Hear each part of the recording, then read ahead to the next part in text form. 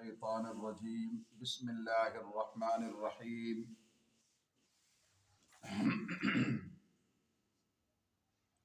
أم حسبتم أن تدخلوا الجنة ولما يأتكم مثل الذين خلوا من قبلكم مستهم البأساء والضراء وزلزلوا حتى يقول الرسول والذين آمنوا معه متى نصر الله ألا إن نصر الله قريب صدق الله العظيم۔ آیت نمبر 214۔ ام حسبتم، کیا تم یہ سمجھتے ہو، ان تدخلوا الجنت، کہ یوں ہی جنت میں تم داخل ہو جاؤ گے، ولما یأتکم مثل الذین خلوا من قبلکم، حالانکہ تمہارے اوپر وہ چیزیں نہیں آئیں گی کہ جن سے پہلے لوگ گزرے ہیں، وہ حالات نہیں آئیں گے کہ جن سے پہلے لوگ گزرے ہیں۔ مستہم البأساء، پہلے لوگوں کو سختی پہنچی ہے، والضراء، اور تکلیف پہنچی ہے، وزلزلوا، اور وہ ہلا دیے گئے، حتی یقول الرسول، یہاں تک کہ اس زمانے کے رسول کہہ اٹھے، والذین آمنوا معہ، اور وہ لوگ بھی کہہ اٹھے جو ایمان لائے تھے اس رسول کے ساتھ، متی نصر اللہ، کہ اللہ کی مدد کب آئے گی۔ الا، فرما دیجئے، ان نصر اللہ قریب، بے شک اللہ کی مدد جو ہے وہ قریب ہے۔ اس آیت مبارکہ میں ایمان والوں کو آزمائشوں اور مصیبتوں کے لیے گویا تیار کیا جا رہا ہے۔ فرمایا جو اس سے پہلے بھی اہل ایمان پر آتی رہی ہیں اور ہر زمانے کے ایمان والے ان کا سامنا کرتے رہے ہیں، پہلی قوموں اور امتوں پر تو ایسے سخت حالات بھی آئے ہیں کہ ان کو اللہ تعالیٰ نے زلزلو، زلزلہ سے تعبیر کیا ہے، یعنی جس طرح زلزلہ آئے تو زمین ہل جاتی ہے، اور جتنی شدت کا گویا زلزلہ ہوتا ہے زمین اتنی ہی زیادہ ہلتی ہے، تو اسی طرح گزشتہ مسلمانوں پر بھی ایسے سخت حالات آئے ہیں۔ پھر جب انبیاء کرام نے اپنے ماننے والوں کے ساتھ اللہ تعالیٰ سے مدد اور فتح مانگی تو اللہ تعالیٰ نے انہیں خوشخبری دی کہ آزمائش کے دن ختم ہو گئے، اب اللہ کی نصرت جو ہے وہ قریب آ چکی ہے، تو تم بھی تیار ہو جاؤ مسلمانوں، تمہاری ہجرت کی برکت سے اور ہجرت کے اسباب کی برکت سے اللہ نے اب بدر کی فتح تمہارے لیے تیار کر رکھی۔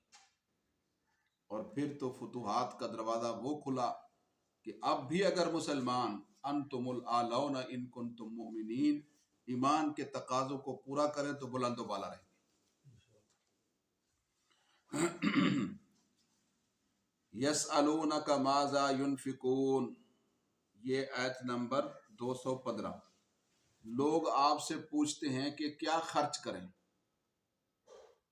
لوگ آپ سے پوچھتے ہیں کہ کیا خرچ کریں، قل ما انفقتم من خیر، تو فرما دیجئے کہ تم جو بھی مال میں سے خرچ کرو اس کو خرچ کرو فللوالدین، اپنے والدین کے لیے، والاقربین، اور قریبی رشتہ داروں کے لیے، والیتامی، اور یتیموں کے لیے، والمساکین، اور مسکینوں غریبوں کے لیے، وابن السبیل، اور مسافروں کے لیے، وما تفعلوا من خیر، اور تم جو بھی نیکی کرتے ہو، وَإِنَّ اللَّهَ بِهِ عَلِيمٌ، بے شک اللہ اس کو خوب جانتا ہے، یعنی کس نے کس نیت کے ساتھ یہ نیکی کی، اس کی نیت سے بھی اللہ تعالیٰ آگاہ ہے۔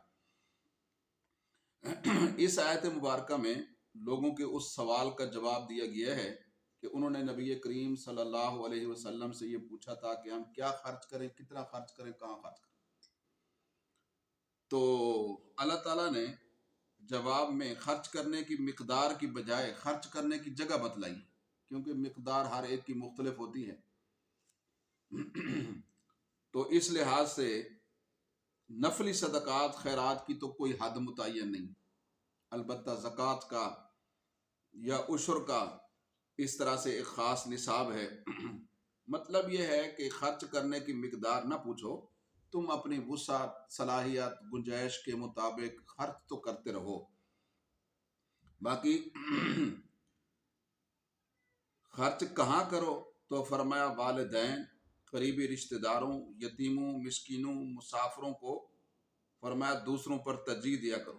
اس کا یہ مطلب نہیں ہے کہ ان کے علاوہ کسی اور پر خرچ کرنا جائز نہیں، بلکہ تم جو بھی نیکی کا کام کرو اللہ اسے خوب جانتا ہے، ان کے علاوہ بھی خرچ کرو گے خرچ کرنے کی جگہ میں تو اللہ تمہیں ثواب دیں گے۔ آگے اللہ تعالیٰ ارشاد فرماتے ہیں کتب علیکم القتال، آیت نمبر 216، کتب علیکم القتال وہو کرہ لکم، فرض کر دیا گیا ہے تمہارے اوپر جہاد فی سبیل اللہ، قتال فی سبیل اللہ، حالانکہ تم اس کو ناپسند سمجھتے ہو۔ وَعَسَىٰ أَن تَكْرَهُوا شَيْئًا وَهُوَ خَيْرٌ لَكُمْ، اور ہو سکتا ہے کہ جس چیز کو تم ناپسند سمجھتے ہو وہی تمہارے حق کے اندر بہتر ہے۔ وَعَسَىٰ أَن تُحِبُّوا شَيْئًا وَهُوَ شَرٌّ لَكُمْ، اور یہ بھی ہو سکتا ہے کہ جس چیز کو تم پسند کرتے ہو، جس چیز سے تم محبت کرتے ہو، وہ پھر بہرحال تمہارے لیے ناپسند ہو، تمہارے حق میں مناسب حال نہ ہو۔ وَاللَّهُ يَعْلَمُ وَأَنْتُمْ لَا تَعْلَمُونَ، اللہ جانتا ہے تم نہیں جانتے۔ تو اس آیت مبارکہ میں یہ فرمایا جا رہا ہے کہ تمہیں جو حکم دیا جاتا ہے اس پر کسی تردد کے بغیر عمل کرو، شک کے بغیر عمل کرو، اگرچہ وہ طبیعت پر گراں ہی کیوں نہ ہو، مزاج پر بوجھ ہی کیوں نہ ہو۔ اس لیے کہ یہ ضروری نہیں ہے کہ جس چیز کو تم اچھا سمجھ رہے ہو وہ تمہارے حق میں اچھی بھی ہو، اور جس چیز کو تم اپنے حق میں برا سمجھ رہے ہو وہ بری بھی ہو۔ تو ہو سکتا ہے اس کا عکس ہو، تو لہذا جہاد فی سبیل اللہ کرو تو دل میں تو خیال آتا ہے کہ یہ بڑا مشکل عمل ہے، اگر ہم جہاد کریں گے تو ہو سکتا ہے شہید ہو جائیں، کیونکہ اس عمل میں شہادت بھی ہو سکتی ہے، تو پھر ہمارے بیوی بچوں کا کیا بنے گا؟ تو فرمایا یہ خیالات دل میں نہ لاؤ، بلکہ اللہ کا حکم جہاد فی سبیل اللہ والا پورا کرو، اس کی تعمیل میں تمہارے لیے بھلائی ہے۔ اللہ جانتا ہے تم نہیں جانتے کہ جہاد کے کتنے فوائد ہیں اور اسلام کا اور مسلمانوں کا اس میں کتنا زیادہ فائدہ ہے۔ یسألونک، بظاہر تو ظاہر ہے کہ مشقت کا عمل ہے تو طبیعت آمادہ نہیں ہوتی، لیکن فرمایا یہ تمہارے حق میں جہاد فی سبیل اللہ جو ہے یہ بہتر ہے۔ صحابہ کرام جہاد نہ کرتے تو آج اسلام یہاں تک نہ پہنچتا، مکہ میں رہتا۔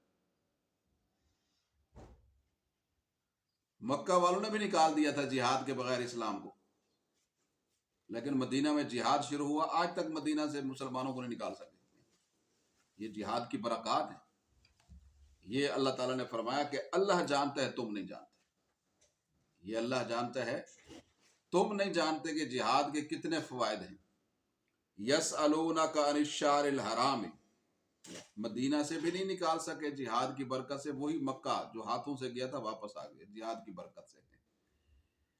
صرف مکہ کیا، پورا عرب کیا، عجم، کیسر و کسرا وہ زیر کر دیے گئے۔ نبی کریم صلی اللہ علیہ وسلم نے فرمایا ہلاک قیصر فلا قیصر بعدا، ہلاک کسرا ولا کسرا بعدا، یہ بخاری شریف کی روایت ہے۔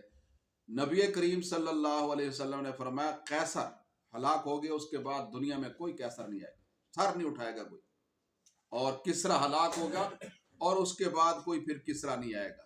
یہ دو دنیا کی اس زمانے میں سپر پاوریں تھیں، اور عرب جو چھوٹی چھوٹی بات پہ سال ہا سال نہیں صدیاں جنگ کیا کرتے تھے، بدر نے ان کے دماغ بھی ٹھکانے لگا دی۔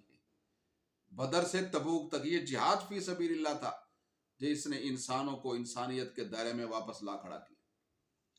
تو یسألونک عن الشہر الحرام قتال فیہ، فرمایا یہ لوگ آپ سے حرمت والے مہینوں میں لڑنے کے متعلق پوچھتے ہیں، جہاد فی سبیل اللہ اور قتال فی سبیل اللہ کے متعلق پوچھتے ہیں۔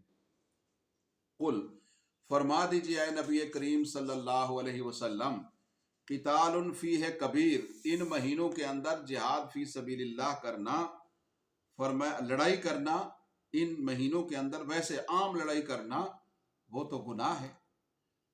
وصد عن سبیل اللہ، جبکہ اللہ کے راستے میں روکنا، وکفر بہ، اور اللہ کے ساتھ کفر کرنا، والمسجد الحرام، اور مسجد حرام سے روکنا، व इखराज अहलिही मिन्हु अकबर इंद अल्लाह, और मस्जिद हराम के रहने वालों को वहां से निकाल देना अल्लाह के नजदीक ज्यादा बड़ा गुनाह है। वल फितना तो अकबर मिनल कत्ल, और फितना फैलाना कत्ल से भी ज्यादा बड़ा गुनाह है। वला यजालूना युकातिलूनकुम हत्ता यरुद्दूकुम अन दीनिकुम इन इस्तताऊ, और ये लोग तुमसे मुसलसल लड़ते रहेंगे यहां तक कि अगर इनका बस चले तो तुम्हें तो दीन से ही हटा दे। ये लड़ते रहेंगे, ये लड़ने से बाज नहीं आएंगे, मोलक हथियार भी बनाते रहेंगे और काफरों को पहुंचाते भी रहेंगे। पूरी दुनिया कुफ्र, इसराइल के यहूदियों को असला, साजो सामान और उनकी जरूरत की चीजें पहुंचा रहे हैं, और मुसलमानों के हाथ बंधे हुए हैं, जुबानें बंद है। ये उनकी मदद नहीं कर सकते। ये कैसा आलमी जो है ना, आलमी बिरादरी है ये। फरमाया व मन यर्तदिद मिनकुम अन दीनिही, और तुम में से जो शख्स अपने दीन से फिर जाए, फयमुत, और काफिर होने की हालत में मर जाए, फउलाइक हबितत अमालुहुम फिद दुनिया वल आखिरा, तो यही लोग हैं जिनके अमाल दुनिया और आखिरत में ज़ाय हो गए। उलाइक असहाबुन नार, ये जहन्नम वाले हैं। हुम फीहा खालिदून, ये उसमें हमेशा रहेंगे। इस आयत मुबारका की आयत नंबर 217 की तफसीर को समझने के लिए एक बात ज़रूरी समझ लें। मुफस्सिरीन ये फरमाते हैं कि एक मर्तबा नबी करीम सल्लल्लाहु अलैहि वसल्लम ने एक सहाबी हज़रत अब्दुल्ला बिन जहश रज़ी अल्लाह ताला अन्हो की सरबराही में मुजाहिदीन की एक जमात रवाना फरमाई। मुशरिकीन के साथ उनकी झड़प हुई। उसमें अमर बिन उमैया अल हज़रमी नामी एक मुशरिक मारा गया। तो ये वाक़या जमादी उस सानी की 29 तारीख की शाम को पेश आया।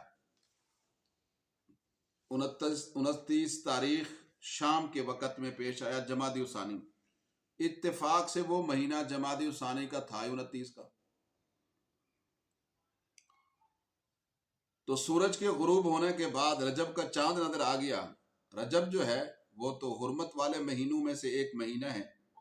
तो इस पर मुशरिकीन ने ये वावेला शुरू कर दिया, प्रोपेगेंडा, डिसइंफॉर्मेशन फैलाना शुरू कर दी कि मुसलमानों ने तो हुर्मत वाले महीने की तकद्दुस को, उसकी इज्जत को पामाल कर दिया है।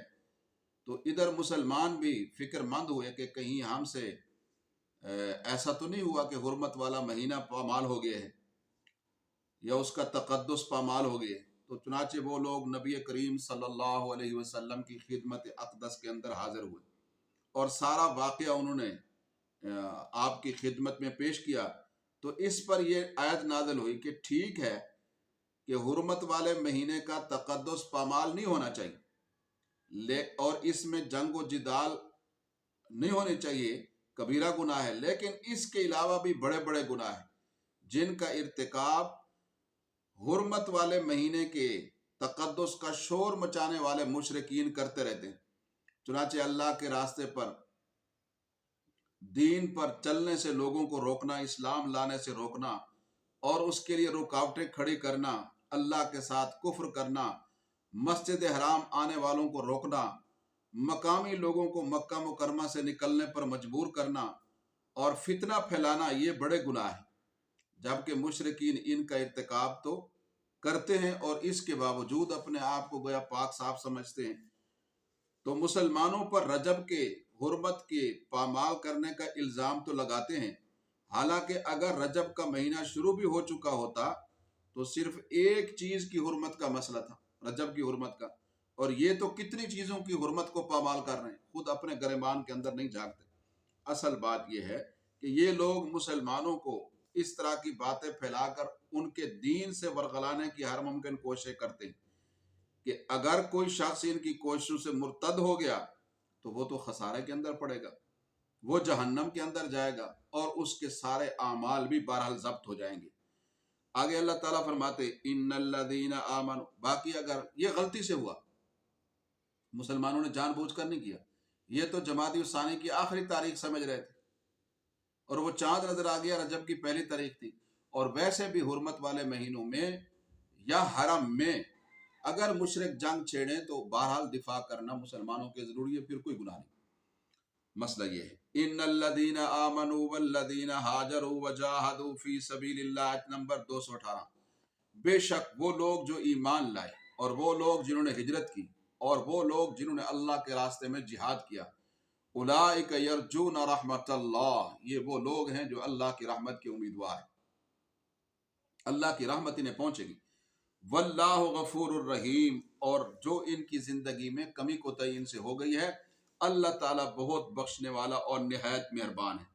اس آیت میں ان لوگوں کو اللہ کی رحمت کا امیدوار بتایا گیا ہے جو ایمان لائے، انہوں نے ہجرت کی، اللہ کے راستے میں جہاد کیا، تو گویا کہ یہ اصول طے ہو گیا کہ اللہ کی رحمت انہیں میسر آئے گی کہ جو ایمان بھی لائیں گے، اور دین کے لیے اگر اپنا وطن علاقہ چھوڑنا پڑا تو وہ بھی چھوڑیں گے۔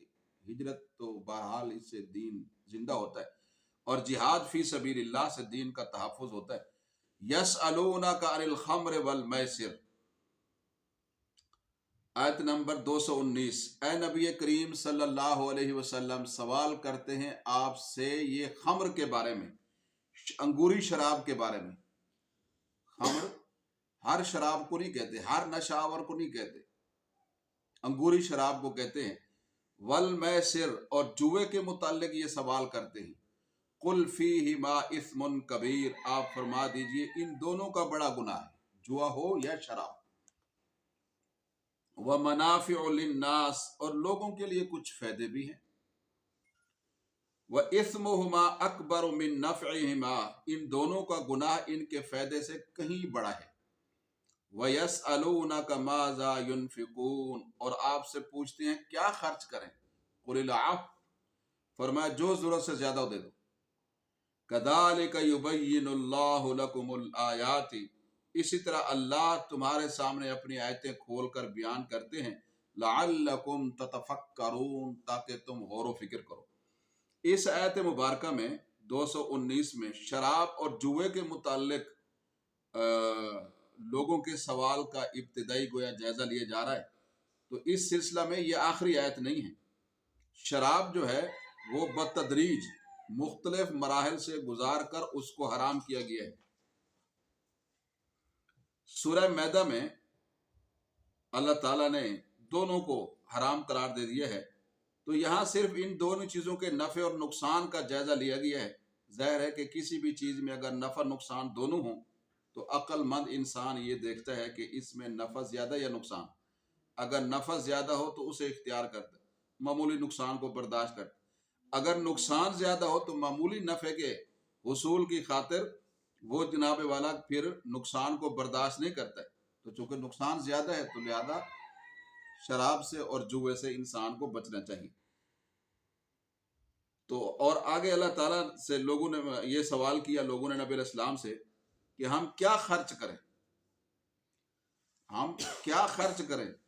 تو فرمایا جو ضرورت سے زیادہ ہے وہ خرچ کرو تاکہ اور کی ضرورت پوری ہو جائے۔ وَيُؤْثِرُونَ عَلَىٰ أَنفُسِهِمْ وَلَوْ كَانَ بِهِمْ خَصَاصَةٌ، یہ صحابہ کرام کی صفت ہے کہ وہ ضرورت یعنی وہ اظہار کرتے تھے اس حال میں کہ خود انہیں اس چیز کی ضرورت بھی ہوتی تھی، وہ ضرورت کے وقت بھی خرچ کر دیتے تھے کہ چیز کی ضرورت ہے لیکن پھر دوسرے کی ضرورت کو ترجیح دیتے تھے۔ لیکن بہرحال عام مسلمانوں کے لیے فی الدنیا والآخرہ، فرمایا دنیا اور آخرت میں، یسألونک عن الیتامی، یہ لوگ آپ سے یتیموں کے بارے میں سوال کرتے ہیں۔ قل اصلاح لہم خیر، فرما دیجئے کہ خیر خواہی کرنا، ان کی خیر خواہی کرنا یہ سب سے بہترین عمل ہے۔ قل اصلاح لہم خیر، ان کی خیر خواہی کرنا یتیموں وغیرہ کی۔ وَإِن تُخَالِطُوهُمْ فَإِخْوَانُكُمْ فِي الدِّينِ، اگر تم انہیں خرچ کے اندر شریک کر لو تو وہ تمہارے دین میں بھائی، فَإِخْوَانُكُمْ، تو وہ تمہارے بھائی ہیں۔ وَاللَّهُ يَعْلَمُ الْمُفْسِدَ مِنَ الْمُصْلِحِ، اور اللہ فساد پھیلانے والے اور اصلاح کرنے والے کو جانتے ہیں کہ کون فساد اور بگاڑ پیدا کر رہے، کون اصلاح کر رہے۔ وَلَوْ شَاءَ اللَّهُ لَأَعْنَتَكُمْ، اگر اللہ چاہتا تو تم پہ مشقت ڈال دیتا۔ ان اللہ غفور عزیز حکیم، بے شک اللہ غالب ہے، اپنے حکم کو نافذ کرانے میں غالب ہے، اور حکیم حکمت والا ہے اپنے احکام کے اندر۔ اس آیت مبارکہ میں 220 میں یتیموں کے مال سے متعلق لوگوں کے ایک سوال کا جواب دیا جا رہا ہے۔ فرمایا کہ شروع میں لوگ یتیم بچوں کا مال اپنے مال میں شامل کر کے ان کی ضرورت پوری کرتے تھے۔ اس میں بعض لوگ بے احتیاطی بھی کرتے تھے، یتیموں کا مال جو ہے وہ ناحق کھا جاتے تھے، تو اس پر سخت وعید آئی، ڈانٹ آئی کہ اسے جہنم کے انگارے قرار دیا گیا یتیموں کا مال کھانا، تاکہ لوگ یتیموں کے مال میں ظلم اور ناانصافی نہ کریں۔ اس طرح انہیں تنبیہ کی گئی، لیکن بعض احتیاط پسند لوگ اس حوالے سے بہت تشویش کا شکار ہوئے کہ کہیں ہم بھی اپنے پیٹ میں جہنم کے انگارے تو نہیں بھر رہے، تو انہوں نے اپنی پرورش میں موجود یتیم بچوں کی ہر چیز الگ کر دی، ان کا کھانا پینا، دودھ، دیگر ضروریات سب الگ کر دی۔ تو اس کا نتیجہ یہ ہوا کہ ان کی چیزیں خراب ہونے لگیں، سڑنے لگیں، کیونکہ انہیں محفوظ کرنے کے لیے اس وقت تو اسباب نہیں تھے، اور یہ ممکن بھی نہیں تھا کہ ان بچوں کے لیے جو کھانا پکایا گیا ہے کہ وہ سارے کا سارا جو ہے وہ کیا ہو جائے، ایک وقت میں کھایا جائے۔ تو ظاہر ہے کہ یتیموں کا نقصان تھا، تو اللہ تعالیٰ نے فرمایا ایسی کوئی بات نہیں ہے۔ مطلب یہ ہے کہ ان کے مال کو ضائع ہونے سے بچاؤ، باقی وہ تمہارے ساتھ اکٹھا کھاتے ہیں تو کچھ ان کا مال کچھ آپ کا مال شامل کر لو، تو اس طرح اکٹھا کھانے میں کوئی کم کھاتا ہے کوئی زیادہ کھاتا ہے تو یہ معاف۔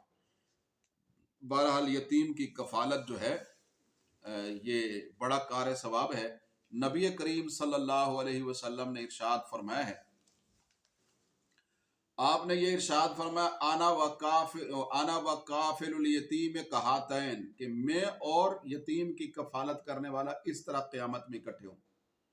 انا وکافل الیتیم کہاتین، تو ان کو اپنا بھائی سمجھو، یتیموں کو ان کے مال کو ضائع ہونے سے بچاؤ، اگر نیک نیتی کے ساتھ تم انہیں کھانے پینے اور دیگر معاملات میں اپنے ساتھ شریک کر لو تو کوئی حرج نہیں۔ وَلَا تَنْكِحُوا الْمُشْرِكَاتِ حَتَّى يُؤْمِنَّ، آیت نمبر 221، فرمایا وَلَا تَنْكِحُوا الْمُشْرِكَاتِ حَتَّى يُؤْمِنَّ، اور مشرکہ عورتوں سے نکاح مت کرو یہاں تک کہ وہ ایمان لے آئیں۔ وَلَأَمَةٌ مُؤْمِنَةٌ خَيْرٌ مِّن مُشْرِكَةٍ، اور یقیناً فرمایا مومنہ بندی یہ مشرکہ سے بہتر ہے۔ وَلَوْ أَعْجَبَتْكُمْ، اگرچہ تمہیں مشرکہ شکل صورت سے اچھی لگے، تمہیں پسند مشرکہ ہو، لیکن بہرحال مومنہ بندی جو ہے، ایمان والی عورت جو ہے وہ تمہارے حق میں بہتر ہے۔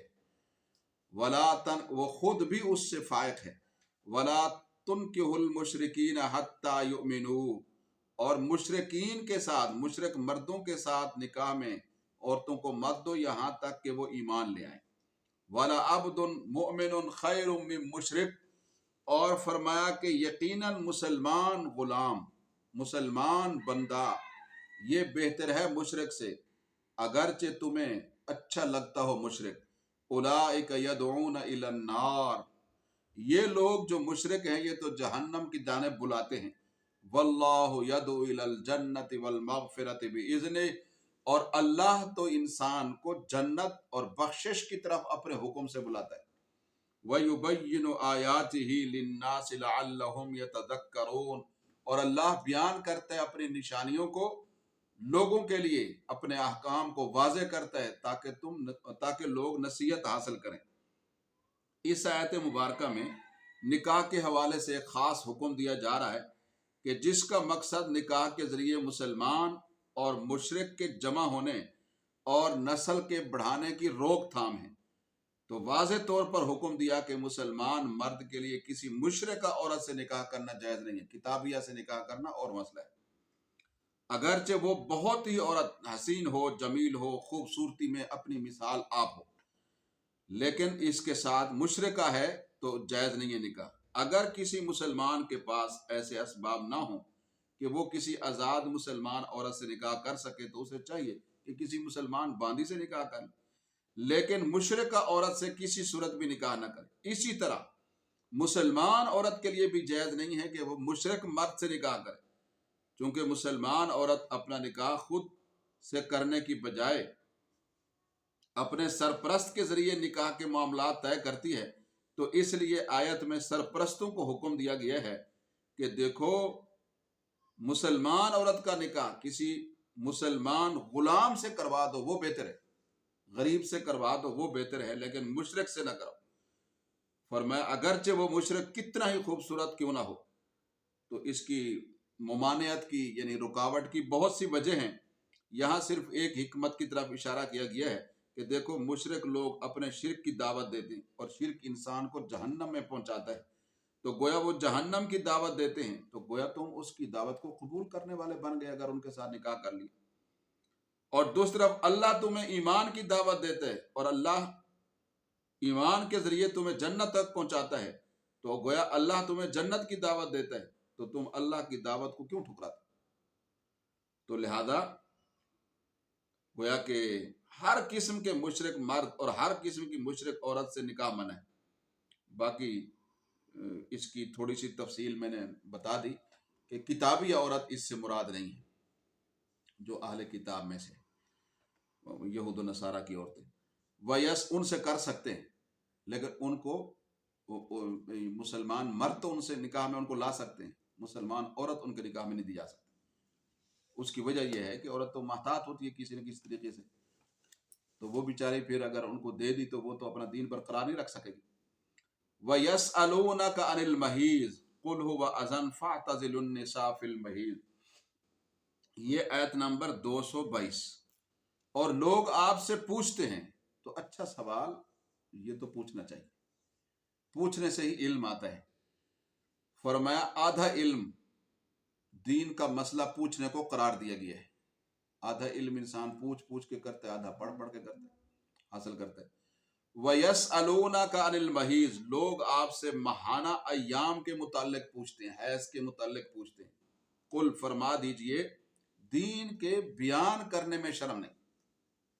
نبی کریم صلی اللہ علیہ وسلم نے اللہ کے احکام بلا کم و کاست من و عن بیان کیے۔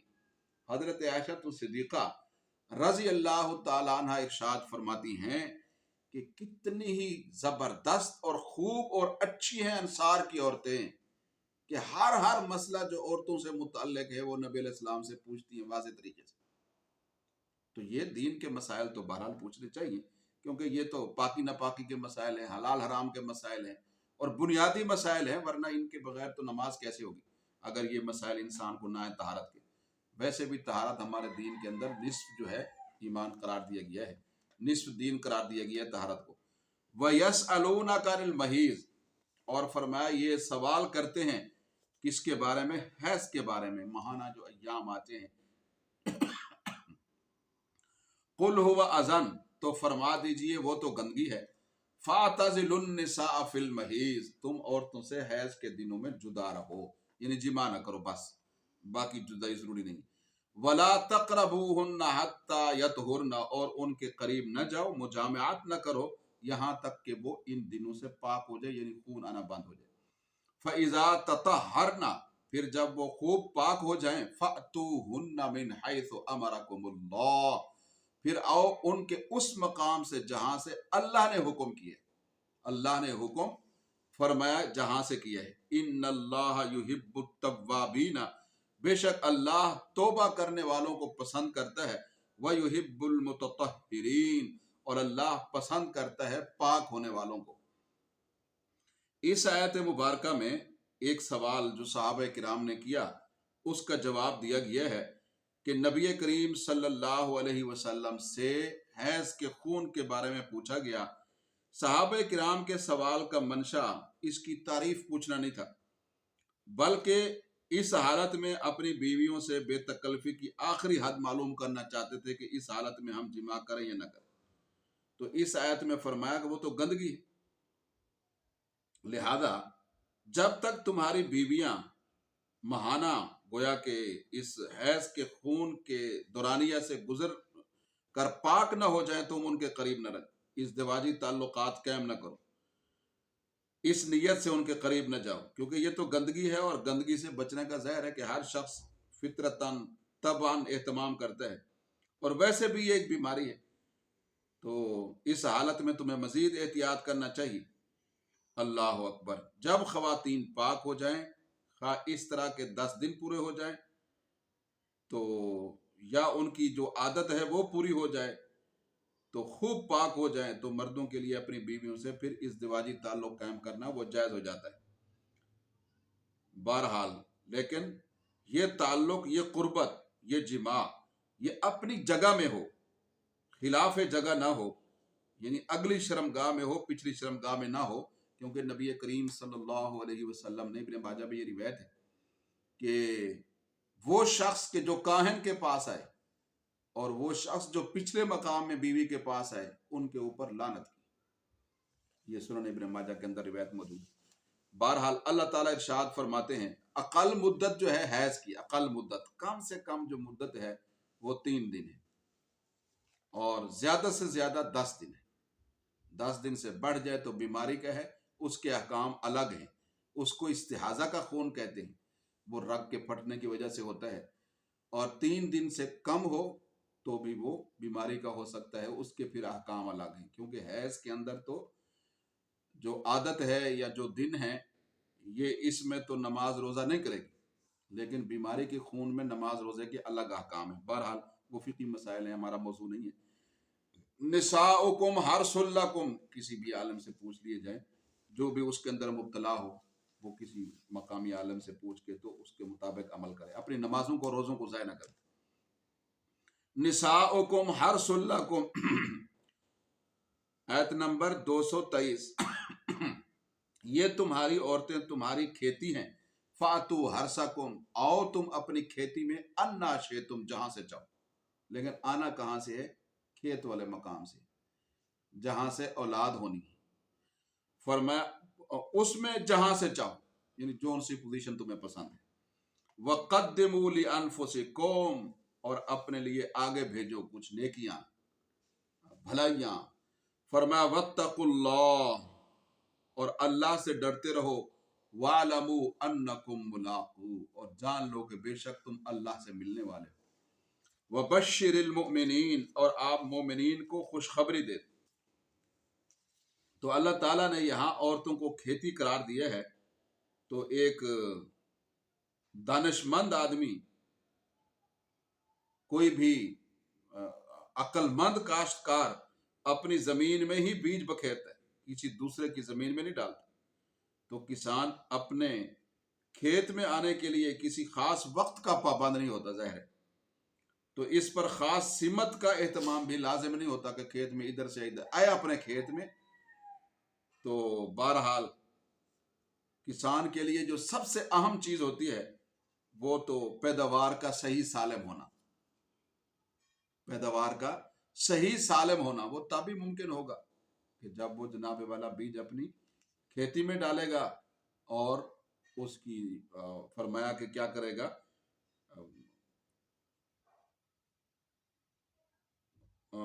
قدموا لانفسکم فاتوا حرثکم انا شئتم، پھر آئے جہاں سے بھی کوئی حرج نہیں.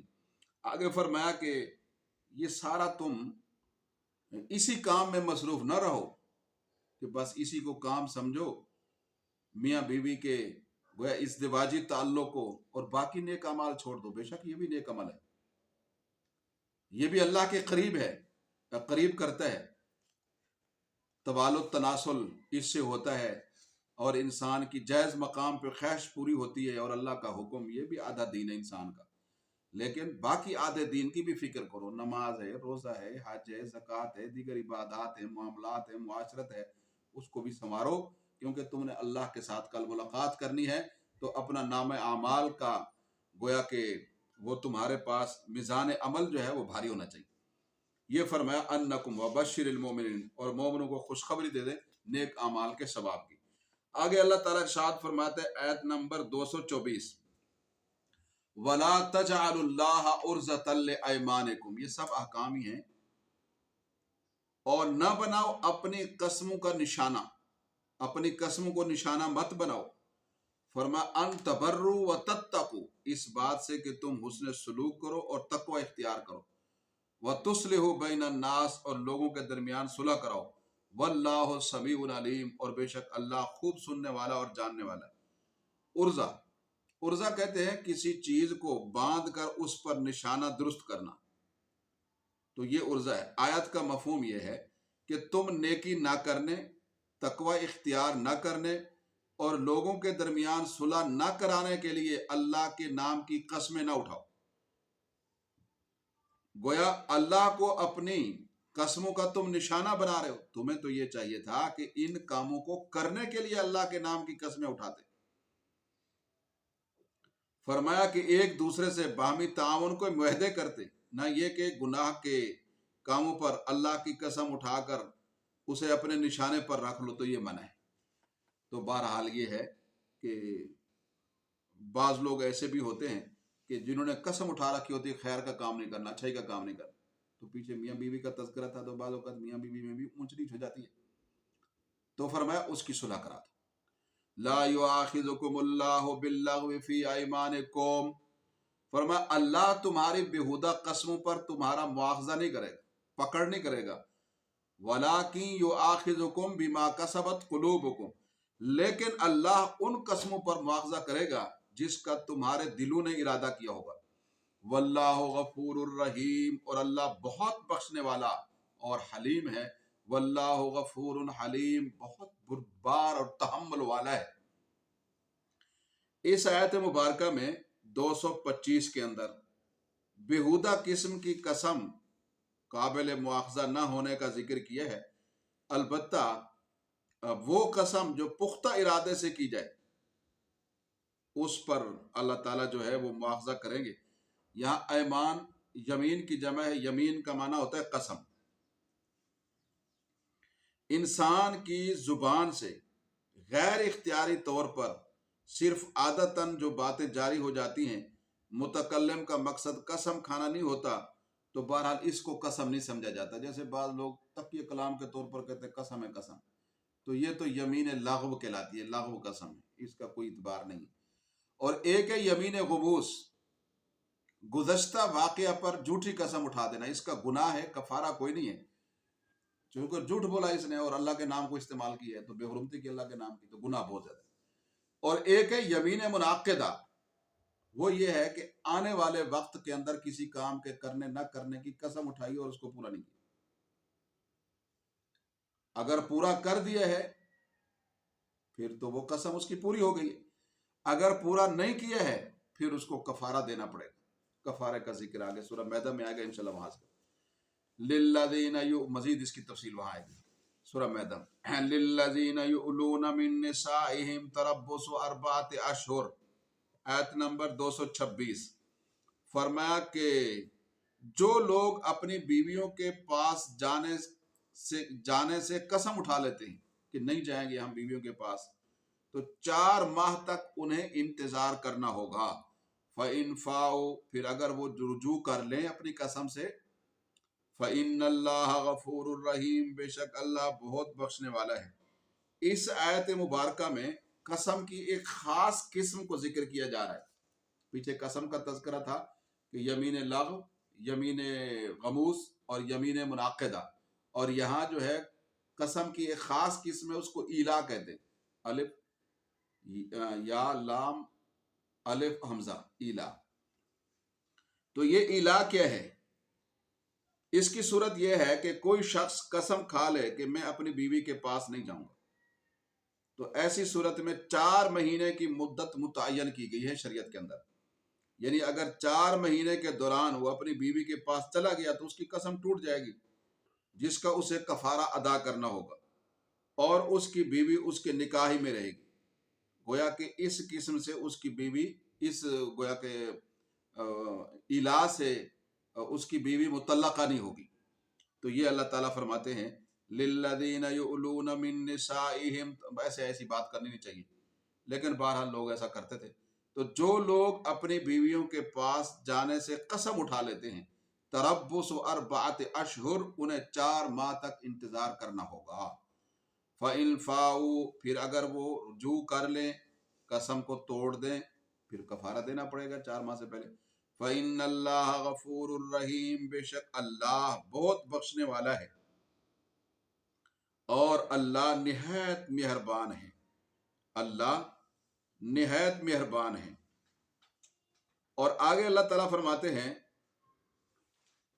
وَإِنْ عَزَمُوا الطَّلَاقَ، یہ ایلا کی دوسری صورت۔ بھائی 4 مہینے میں कसम उठाई नहीं जाऊंगा बीवी के पास, चला गया तो कसम तो टूट गई, तो कफारा दे दे। लेकिन 4 महीने उसने गुजार दिए, अब तक नहीं गया 4 महीने के अंदर, तो फिर क्या होगा? तो इसको अल्लाह ने इस आयत मुबारक 227 में बयान किया, व इन आज़मुत तलाक फ़इन्नल्लाह समीउन अलीम। अगर वो इस इला से यानी कसम के जरिए से तलाक देने का पुख्ता इरादा कर लें तो बेशक अल्लाह खूब सुनने वाला और जानने वाला है। अगर मर्द 4 महीने के दौरान अपनी बीवी के पास ना जाने की कसम खा ले तो फिर जाए भी नहीं पूरे 4 महीने, तो उसकी कसम बहरहाल पूरी हो गई है, लिहाजा उस पर कफारा लाजिम नहीं होगा, क्योंकि उसने अपनी कसम पूरी कर ली। उसकी मुद्दत जो है वो मुकर्रर, वो तो गुजर गई। इस दौरान उसने अपनी बीवी से रुजू भी नहीं किया, न जिमा किया न रुजू किया, तो शरीयत मुताहरा इस औरत को दरमियान में लटका हुआ नहीं छोड़ सकती, इसलिए रुजू न करने को तलाक समझा जाएगा। चूंकि इसके लिए वाज़े अल्फाज उसने इस्तेमाल नहीं किए, इशारे वाले अल्फाज इस्तेमाल किए, तो ये तलाक बाइन होगी। तलाक बाइन, एक तलाक बाइन होगी, इसका निकाह खत्म हो जाएगा। हर वो लफ्ज जो तलाक से इशारा हो उससे तलाक बाइन होती, भले उसको 20 दफा कह दे, जितनी दफा कह, 3 दफा कह, 2 दफा कह, इशारे वाले अल्फाज से तलाक बैन होती है। किनाई अल्फाज उनको कहते हैं। तलाक बैन का माना यह है कि उससे निकाह खत्म हो जाता है, जुदाई हो जाती है, बैना तलाक इसको कहते हैं। इसका हुक्म यह है कि इद्दत के अंदर या इद्दत के बाद निकाह जदीद, माहर जदीद के साथ उसके साथ क्या हो सकता है? रुजू। आगे अल्लाह ताला ने फरमाया वल मुतल्लकातु, चूंकि ये कसम की और इला की और बातें चल पड़ी तो अब तलाक के हकाम भी आ गए। वल मुतल्लकातु यतरब्बसना बिअनफुसिहिन्ना, ये थोड़ी तवज्जो चाहिए क्योंकि ये बड़े अहम अहम फिकी मसाइल आ रहे हैं। वल मुतल्लकातु, ये शब रोज लोगों के यहाँ पेश आते रहते हैं, अल्लाह माफ करे। वल मुतल्लक, अल्लाह सबके घरों को सलामत रखे।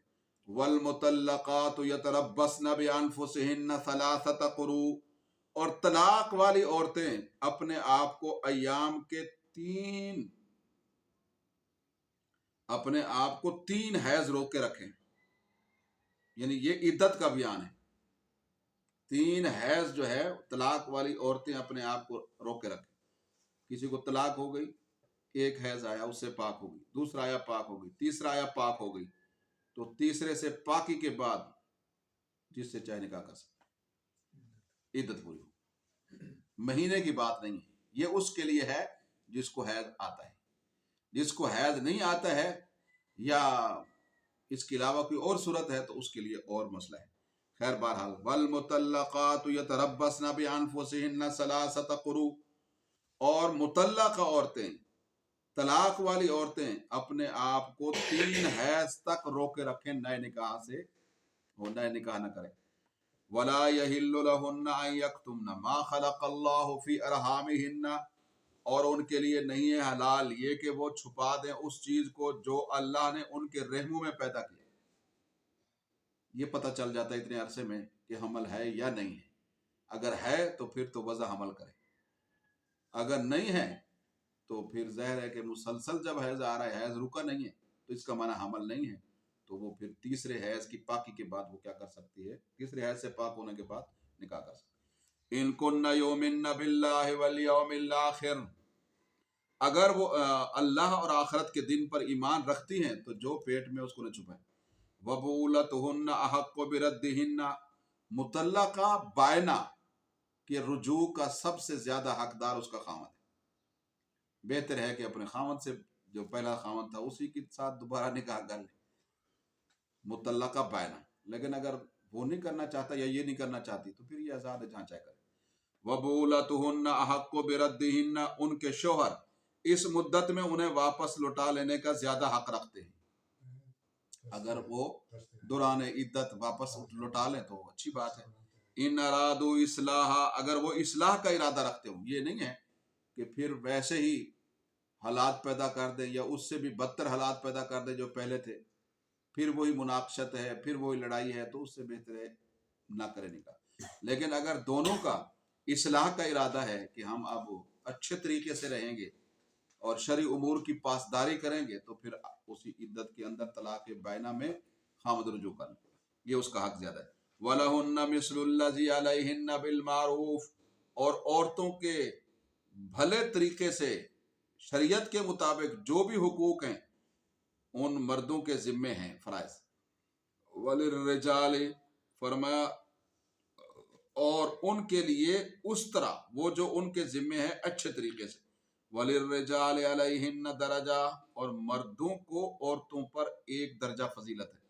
واللہ عزیز حکیم، اور اللہ غالب ہے اور حکمت والا ہے۔ یہ آیت نمبر 228 ہے۔ اس آیت مبارکہ میں طلاق یافتہ عورتوں کی عدت کو بیان کیا گیا ہے۔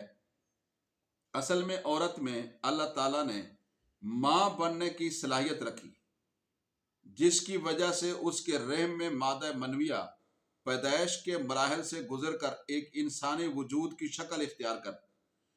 مرد کو اللہ تعالیٰ نے اس مقصد کے لیے تخلیق نہیں کیا، اس لیے مرد کو تو عدت گزارنے کا حکم نہیں، عورت کو عدت گزارنے کا حکم۔ تو لہذا جس عورت کو اس کے شوہر نے طلاق دے دی ہو تو ممکن ہے اس کے رحم کے اندر کیا ہو، بچے کی ولادت کا مرحلہ شروع ہو گیا ہو، اور ضروری نہیں ہے کہ ہر مرتبہ گویا کہ مشین کی مدد سے یا الٹرا ساؤنڈ کی مدد سے گویا صحیح نتیجہ معلوم ہو۔ بعض جگہ تو الٹرا ساؤنڈ ہوتے نہیں ہیں، بعض جگہ میں ان کا رزلٹ ہی صحیح نہیں آتا، تو یہ بات نہیں۔ اس لیے مدت یہ ضروری ہے۔ بعض اوقات مشین اس کا ادراک نہیں کر سکتی، الٹرا ساؤنڈ ادراک نہیں کر سکتا ہے، وہ جرثومہ ہوتا ہے، تو جرثومے تو اور بھی بہت سے ہوتے ہیں، تو یہ کون تعین کرے گا کہ یہ کون سا جرثومہ ہے؟ تو لہذا ابتدا میں وہ نہیں کر سکتے۔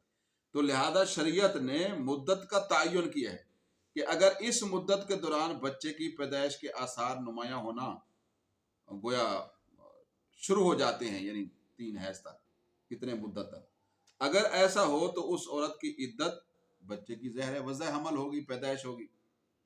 اگر ایسا نہ ہو تو اس کا مطلب یہ ہے کہ اس کے رحم میں کسی کی اولاد جو ہے وہ یعنی پیدائش کے مرحلے میں نہیں، لہٰذا وہ کسی دوسرے شخص سے نکاح کر سکتی۔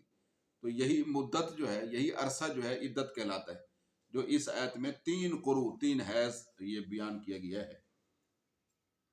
بہرحال تو اگر فرماتے ہیں کہ کسی شخص نے اپنی بیوی کو ماہانہ ایام کی حالت میں طلاق دی ہو تو اسے 3 کے عدد میں شمار نہیں کیا جائے، بلکہ نئے سرے سے 3 کی گنتی پوری کرنا ہو۔ اور ماہانہ ایام کی حالت میں طلاق دینے کی وجہ سے مرد گناہگار ہوگا، کیونکہ ایام میں خاص یعنی حیض کے دنوں میں طلاق دینا یہ اچھا نہیں۔ تو اللہ تعالیٰ نے یہ فرمایا الطلاق، باقی ایک دوسرے کے حقوق ہیں، عورت کو تنگ کرنا یا اس سے بد اخلاقی کرنا یہ جائز نہیں ہے۔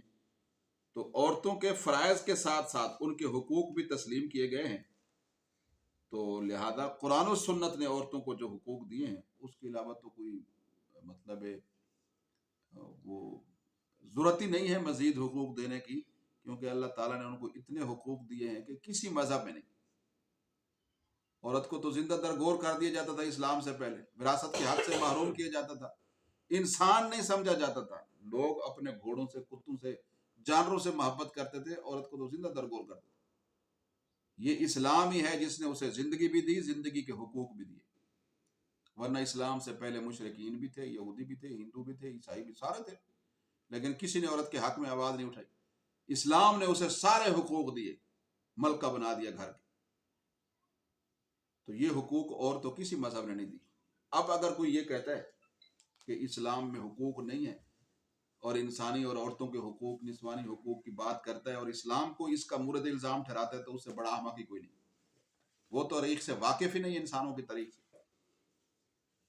تو لہذا مردوں کو ان پر 1 گنا اضافی فضیلت ہے، تاہم اس فضیلت کی بنا پر خواتین کے حقوق متاثر نہیں ہوتے، ان کے حقوق بدستور جو ہے وہ قائم اور دائم ہیں۔ اللہ اکبر۔ فرمایا الطلاق مرتان فامساک بمعروف او تسریح باحسان، آیت نمبر 229۔ طلاق 2 مرتبہ ہے، پھر اچھے طریقے سے روک لینا ہے یا اچھے طریقے سے چھوڑ دینا ہے۔ ولا يحل لكم أن تأخذوا مما آتيتموهن شيئا إلا أن يخافا ألا يقيما حدود اللہ، اور تمہارے لیے یہ حلال نہیں ہے کہ تم نے ان عورتوں کو جو کچھ دے رکھا ہے اس میں سے کچھ لے لو، سوائے اس کے کہ ان دونوں کو یہ خطرہ ہو کہ وہ اللہ کی حدود کو قائم نہیں کر سکے۔ اللہ یقیمہ حدود اللہ، کہ وہ اللہ کی حدود کو، فَإِنْ خِفْتُمْ اللہ یقیمہ حدود اللہ، اگر تمہیں خطرہ ہو کہ وہ اللہ کی حدود کو قائم نہیں کر سکیں گے، فَلَا جُنَاحَ عَلَيْهِمَا فِي مَا افْتَدَتْ بِهِ، تو ان دونوں پر اس چیز میں کوئی حرج نہیں ہے جو عورت بدلے میں دے دے، یعنی خلا لے لے۔ تِلْکَ حدود اللہ، یہ اللہ کی مقررہ حدیں ہیں، فَلَا تَعْتَدُوهَا، پس تم ان سے تجاوز نہ کرو۔ وَمَن يَتَعَدَّ حُدُودَ اللَّهِ، اور جو کوئی اللہ کی حدود سے تجاوز کرے گا، فَأُولَٰئِكَ هُمُ الظَّالِمُونَ، تو وہی لوگ ظالم ہیں۔ اس آیت مبارکہ میں طلاق اور خلا کی حدود متعین کرنے کے لیے طلاق کی اور خلا کے مسائل کو حدود اللہ قرار دیا گیا، یہ اللہ کی حدیں ہیں، ان سے تجاوز کرنے والوں کو ظالم کہا گیا ہے۔ تو طلاق کی حد متعین کرتے ہوئے کہا گیا ہے کہ طلاق کی آخری حد 2 مرتبہ ہے، اس کے بعد 2 میں سے کوئی ایک صورت بچتی ہے، یا تو بیوی کو اپنے پاس رکھ لے یا اسے چھوڑ، لیکن دونوں صورتوں میں حسن سلوک اور حسن اخلاق جو ہے وہ مد نظر، اگر رکھنا ہے تب بھی اچھے طریقے سے رکھے، اور اگر چھوڑنا ہے تو ظاہر ہے کہ اب تعلق تو ختم کر دیا تو اچھے طریقے سے چھوڑے، گالی گلوچ سے، دنگے فساد سے، مار پیٹ سے ایسا نہ کرے، باوقار انداز میں رخصت کرے۔ تو بہرحال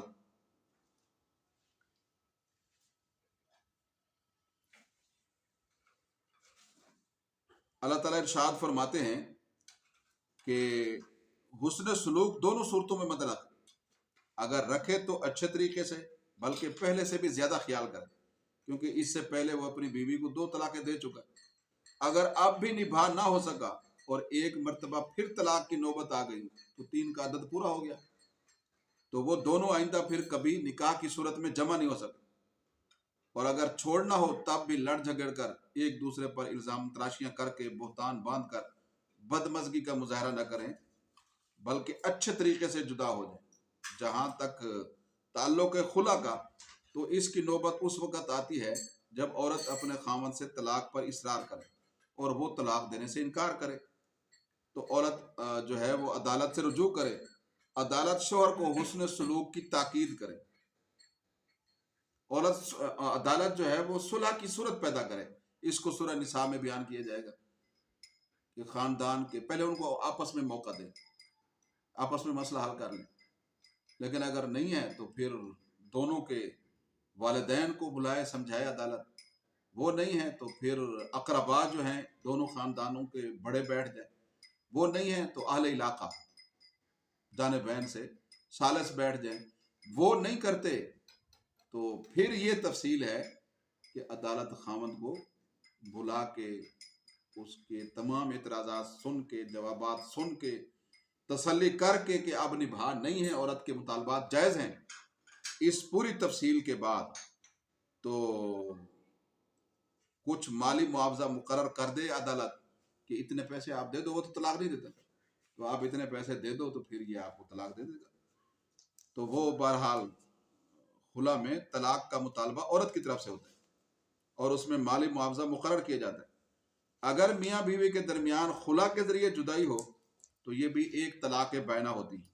یہ اچھی بات تو نہیں ہے کہ مرد مال کے عوض اپنی بیوی کو طلاق دے، لیکن اگر وہ لے لے تو اس کے لیے یہ حرام بھی نہیں، کیونکہ وہ تو طلاق نہیں دینا چاہتا۔ تو اسی طرح عورت کے لیے پیسوں کے عوض طلاق لینا یعنی خلا لینا پسندیدہ تو نہیں ہے، لیکن باہمی نبھا ظاہر نہیں ہو رہا ہے، اس کی کوئی ممکن صورت نہیں ہے، تو بہرحال پیسے دے کر بھی طلاق لینا اس کے لیے حرام نہیں ہے، طلاق ہو جائے گی، اگرچہ یہ پسندیدہ عمل تو نہیں کیا اس نے، لیکن بہرحال اپنی جان چھڑانے کے لیے ایسا کرتی ہے۔ تو یہ تفصیل ہے خلا میں۔ ہمارے ہاں اہلی قوانین میں جو ایوب خان نے پاس کیا یہ ہوتا ہے کہ کوئی بھی عورت فیملی کورٹ میں جا کے کہتی میں نے رہنا خاوند کے پاس، عدالت نہیں بلاتی، شرعی تقاضے پورے نہیں کرتی، جو تفصیل ہے شریعت میں اس کو مد نظر نہیں رکھتی، یک طرفہ ڈگری جاری کر دیتی ہے خلا کی، یہ تنسیخ نکاح ہے، نکاح کو توڑنا ہے، یہ خلا نہیں۔ تنسیخ سے نکاح کبھی بھی نہیں ٹوٹتا، شرعاً کبھی نہیں ٹوٹتا، شرعی تقاضے پورے نہیں ہوئے، لیکن فیملی کورٹوں میں یہی ہو رہا ہے۔ اب خلا جو ہوتی ہے عدالتوں کے ذریعے سے اس کا کوئی اعتبار نہیں، لیکن اگر یہ شرعی تقاضے پورے ہوں تو پھر اعتبار ہے۔ فَإِن طَلَّقَهَا فَلَا تَحِلُّ لَهُ مِن بَعْدُ حَتَّى تَنكِحَ زَوْجًا غَيْرَهُ، پھر اگر وہ اسے طلاق دے دے تو اس کے بعد وہ عورت اس شخص کے لیے حلال نہیں ہوگی یہاں تک کہ اس کے علاوہ کسی دوسرے شخص سے، پہلے 2 طلاقیں ہو گئی، وہ کمپلیٹ ہو گیا، بینہ ہو گئی، لیکن اس کے بعد اس نے رجوع نہیں کیا، واپس نہیں لیا بیوی کو، تو اب ایک اور طلاق دے دی، طلاق ایک اور تیسری طلاق پوری کر دی، تو اب 3 طلاقوں کے بعد عورت پہلے خاوند کے پاس کسی صورت میں نہیں واپس آ سکتی، کیونکہ اس نے حد کراس کر دی، اللہ کی حد کو توڑ دی، الا یہ کہ یہ عورت کسی اور خاوند سے عدت کے بعد نکاح کرے، وہ خاوند خود چھوڑ دے، پھر عدت گزرے تو پہلے کے پاس آ سکتی ہے نکاح کے ساتھ، یا دوسرا خاوند قدرتی طور پر تبھی فوت ہو جائے، مر جائے، اور پھر اس کے بعد اس کی موت والی عدت 4 ماہ 10 دن گزار کے، یا وضع حمل ہے تو وضع حمل کر کے پھر پہلے خاوند کے پاس نکاح جدید سے آئے تو آ سکتی ہے، اس کے علاوہ کوئی صورت نہیں ہے پہلے خاوند کے پاس آنے تیسری طلاق کے بعد، کیونکہ یہ عدد کمپلیٹ ہو گئی۔ تو یہ تیسری طلاق کا تذکرہ ہے قرآن میں، پہلے 2 کا آیا، اب یہ الطلاق مرتان، 2 مرتبہ طلاق 2 کا ہو گیا، فَإِن طَلَّقَهَا یہ تیسری مرتبہ کا ہے، تو 3 طلاقوں کا قرآن میں۔ باقی اگر کوئی فرمایا فَإِن طَلَّقَهَا، پھر اگر وہ اسے طلاق دے دے تو اس کے بعد وہ عورت اس شخص کے لیے حلال نہیں ہو، حَتَّى تَنكِحَ زَوْجًا غَيْرَهُ، یہاں تک کہ اس کے علاوہ کسی دوسرے شخص سے نکاح کر لے۔ فَإِن طَلَّقَهَا، پھر اگر وہ اگلا خاوند اسے طلاق دے دے، فَلَا جُنَاحَ عَلَيْهِمَا، تو پھر اب اس میاں بیوی پر کوئی حرج نہیں ہے کہ یہ آپس میں رجوع کر لیں، لیکن کرے رجوع تب ان ظنا ان یقیم حدود اللہ، کہ دونوں کو یقین ہو اللہ کی حدوں کو اب قائم رکھیں گے، اب توڑیں گے نہیں، جیسے پہلے نوبت 3 طلاق تک پہنچ گئی، اب پھر نئے نکاح کے بعد بھی وہی رویے کرنے ہیں تو پھر دور ہی بہتر ہے۔ وَتِلْكَ حُدُودُ اللَّهِ، یہ اللہ کی حدیں ہیں، يُبَيِّنُهَا، جن کو اللہ واضح کرتا ہے، لِقَوْمٍ يَعْلَمُونَ، ان لوگوں کے لیے جو جانتے ہیں۔ وَإِذَا آیت نمبر 231، وَإِذَا طَلَّقْتُمُ النِّسَاءَ فَبَلَغْنَ أَجَلَهُنَّ فَأَمْسِكُوهُنَّ بِمَعْرُوفٍ أَوْ سَرِّحُوهُنَّ بِمَعْرُوفٍ وَلَا تُمْسِكُوهُنَّ ضِرَارًا لِتَعْتَدُوا، اور جب تم عورتوں کو طلاق دو اور وہ اپنی عدت کو پہنچ جائیں، پورا کر لیں، تو تم انہیں شائستہ طریقے سے روک لو یا اچھے طریقے سے انہیں چھوڑ دو۔ عدت جو ہے عورت وہ خاوند کے گھر میں گزارے، پھر جب عدت پوری کر لے تو اس کے بعد اچھے طریقے سے یا تو ان کو روک لو جو شریعت نے کہا ہے نکاح جدید کے ساتھ یا رجوع کے ساتھ، یا پھر یہ ہے کہ ان کو چھوڑنا ہے تو باوقار انداز میں کچھ دے دلا کر ہدیہ مدیہ کر، اس نے اتنا وقت تمہارے ساتھ گزارا ہے تو پھر رخصت کرو۔ وَلَا تُمْسِكُوهُنَّ ضِرَارًا لِتَعْتَدُوا، اور انہیں نہ روکو نقصان دینے کے لیے تاکہ تم ان پر ظلم کرتے رہو، نہ تو جانے دیتے ہو نہ بچاتے ہو، ایسا نہ کرو۔ وَمَن يَفْعَلْ ذَلِكَ فَقَدْ ظَلَمَ نَفْسَهُ، جو شخص ایسا کرے گا یقیناً وہ اپنے اوپر ہی ظلم کرے گا۔ وَلَا تَتَّخِذُوا آيَاتِ اللَّهِ هُزُوًا، اور اللہ کی آیتوں کو مذاق مت بناؤ۔ وَاذْكُرُوا نِعْمَتَ اللَّهِ عَلَيْكُمْ، اور یاد کرو اللہ کی نعمت کو جو تم پر ہوئی۔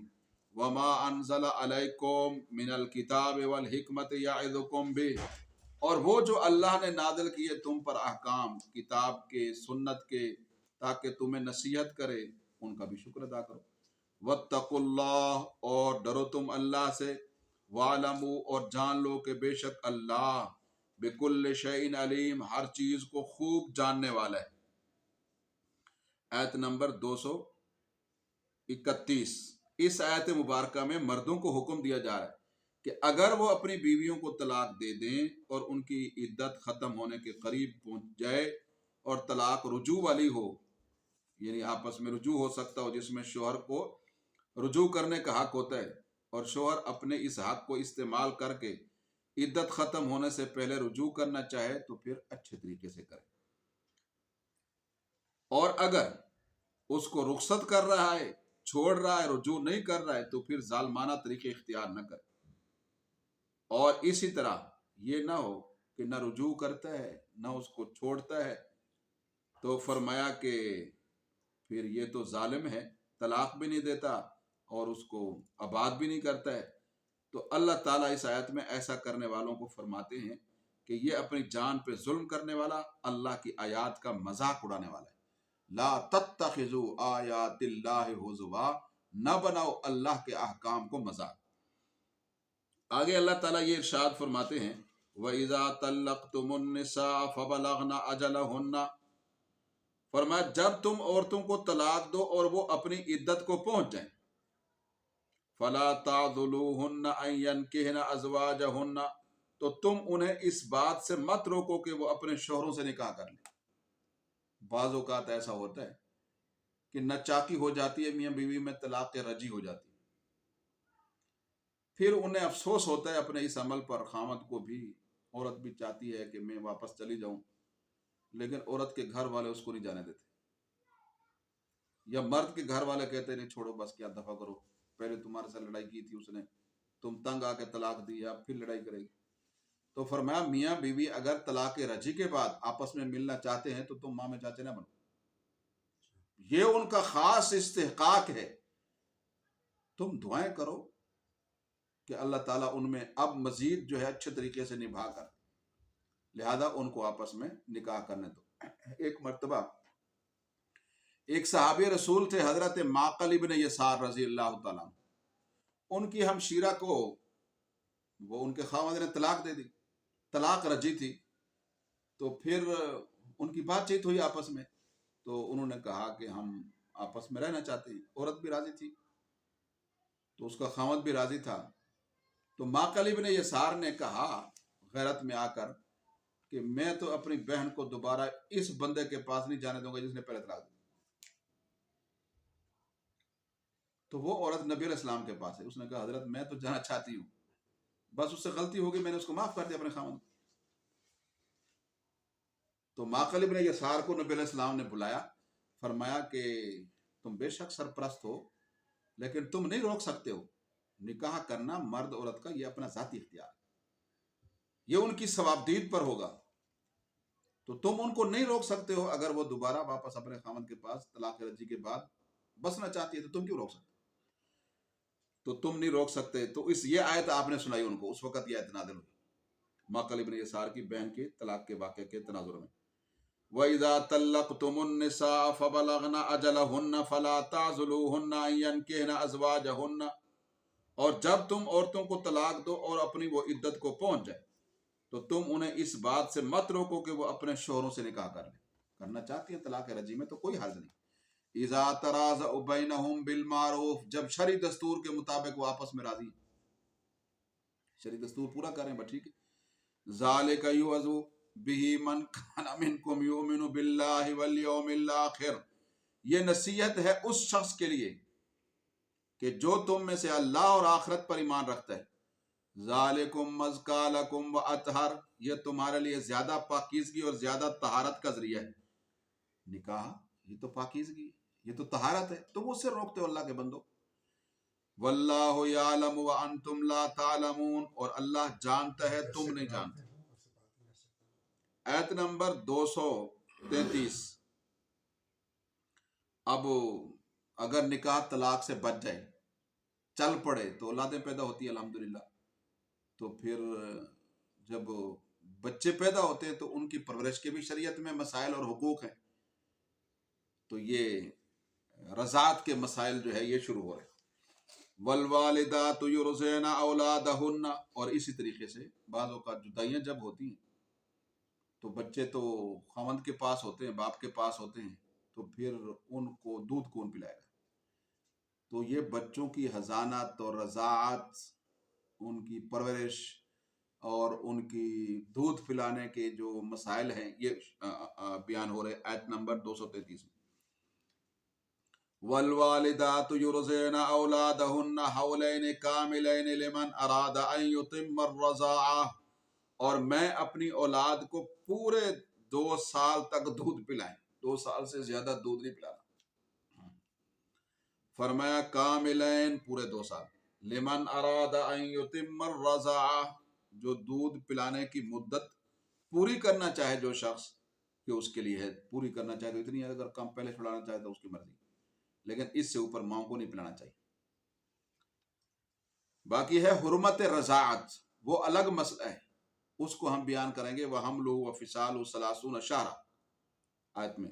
لیکن یہاں جو ہے یہاں مدت رضاعت کا بیان، مدت رضاعت اور چیز ہے، حرمت رضاعت اور چیز ہے. دودھ پینے سے کون سا رشتہ حرام ہوتا ہے، کتنی مدت تک ہوتا ہے، کتنی مدت تک نہیں ہوتا، وہ آگے چل گیا ہے. یہاں صرف یہ بتایا جا رہا ہے کہ دودھ پلانا کتنی مدت ہے بچے کو، یا رضاعت کی مدت، دودھ پلانے کی مدت کا بیان ہے. یہ 2 مسئلے خلط نہیں ہونے چاہیے. والوالدات یرضعن اولادہن، اور میں اپنی اولاد کو پورے 2 سال تک دودھ پلائیں. لمن اراد ان یتم الرضاعہ، یہ حکم اس بندے کے لیے ہے جو دودھ پلانے کی مدت پوری کرنا چاہے. وعلی المولود لہ رزقہن وکسوتہن بالمعروف، اور باپ کے ذمے ہے شرعی طریقے کے موافق ان عورتوں کا کھانا اور لباس جو بچے کو دودھ پلاتی، ان کا کھانا، اچھی خوراک تاکہ دودھ دیں وہ. اور فرمایا لباس بھی، یہ کس کے ذمہ ہوگا؟ یہ باپ کے ذمہ ہوگا. لا تکلف نفس الا وسعها، کسی شخص کو اس کی ہمت سے بڑھ کر پابند نہیں بنایا جاتا. اپنی وسعت کے مطابق کھانا دے، اپنی وسعت کے مطابق لباس دے. مالدار ہے تو اس حساب سے دے، متوسط ہے تو اس حساب سے دے، غریب ہے تو پھر اس حساب سے دے. لا تزار والدۃ بولدها ولا مولود له بولده، ماں کو اس کے اولاد کی وجہ سے نقصان نہیں پہنچایا جائے گا، اور نہ باپ کو اس کی اولاد کی وجہ سے. میں عرض کرتا ہوں وعلی الوارث، مثلا ماں کو نقصان تو یہ ہے کہ باپ کچھ دے ہی نہ اس کو، نہ لباس دے نہ کھانا دے، چلو ماں ہے دودھ پلائی. اور باپ کو نقصان دینا یہ ہے کہ ماں ناجائز خرچے کا مطالبہ کرے کہ چلو باپ ہر حال میں دے گا، تو ایسا نہ کرے. یہ معنی ہے نہ باپ کو نقصان دیا جائے اس کے بچے کی وجہ سے، نہ ماں کو نقصان دیا جائے اس کے بچے کی وجہ سے، کیونکہ شفقت پدری اور مادری دونوں کے دلوں میں. وعلی الوارث مثل ذلک، اور وارث پر بھی ایسی ہی ذمہ داری ہے. اگر باپ فوت ہو گیا تو پھر بچے کا جو وارث ہے، جس نے وراثت لینی ہے، پھر وہی پرورش کا جو بوجھ ہے، ذمہ داری ہے، وہ اٹھائے. فَإِنْ أَرَادَا فِصَالًا عَنْ تَرَاضٍ مِّنْهُمَا، پھر اگر وہ دونوں بامی رضامندی اور مشورے سے دودھ چھڑانا چاہیں، فَلَا جُنَاحَ عَلَيْهِمَا، مدت سے پہلے، مدت تک تو آگے نہیں پلا سکتے، لیکن مدت سے پہلے چھڑانا چاہتے ہیں تو کوئی حرج نہیں، آپس میں مشورہ کریں، میاں بیوی آپس میں مشورہ کریں تاکہ بچے کا نقصان نہ ہو. وَإِنْ أَرَدْتُمْ أَنْ تَسْتَرْضِعُوا أَوْلَادَكُمْ فَلَا جُنَاحَ عَلَيْكُمْ إِذَا سَلَّمْتُمْ مَا آتَيْتُمْ بِالْمَعْرُوفِ، اگر تم اپنی اولاد کو کسی دودھ پلانے والی سے دودھ پلانا چاہو تو تم پر کوئی حرج نہیں، جبکہ تم وہ چیز اچھے طریقے سے ان کے حوالے کرو جو تم نے دینی ہے. یعنی اس کی بھی مطلب روزی روٹی کا خیال کرو، اس کے بھی کپڑوں کا، اس کی بھی ضرورتوں کا خیال کرو. دائیا وغیرہ سے دودھ پلوانا ہے تو کوئی حرج نہیں. واتقوا اللہ، اور اللہ سے ڈرو. وَاعْلَمُوا أَنَّ اللَّهَ بِمَا تَعْمَلُونَ بَصِيرٌ، اور جان لو کہ اللہ تمہارے سب کاموں کو دیکھ رہا ہے کہ کس نیت سے تم یہ کام سر انجام دے رہے ہو. یہ آیت نمبر 233، اس میں رضاعت یعنی بچوں کو دودھ پلانے کے حوالے سے احکام دیے گئے. نمبر 1، مائیں اپنی اولاد کو اپنا دودھ پلائیں. یہ اللہ تعالیٰ نے جو فرمایا ہے، اس میں اس بات کی طرف اشارہ ہے کہ بچے کے لیے اس کی ماں کا دودھ یہ صحت مند ہے، مفید ہے. بہرحال بچوں کو دودھ پلانے کے حوالے سے یہ احکام ہیں، ان میں سے پہلا حکم یہ ہے کہ مائیں اپنی اولاد کو اپنا دودھ پلائیں. یہ بہرحال قرآنی حکم کی روح سے دونوں کے لیے بہتر ہے. ماں کی صحت کے لیے بھی بہتر ہے، ورنہ یہ دودھ اندر نقصان دے گا. اگر جمع ہوگی بہت نقصان دے گا، چھاتی کے کینسر ہو جاتے ہیں بعض اوقات. اور بچے کے لیے بھی یہ فرمایا کہ کیا ہے، نفع بخش. نمبر 2، دودھ پلانے کی مدت پورے 2 سال ہے، لیکن یہ مدت ایسی نہیں ہے کہ اس میں کمی نہ ہو سکے.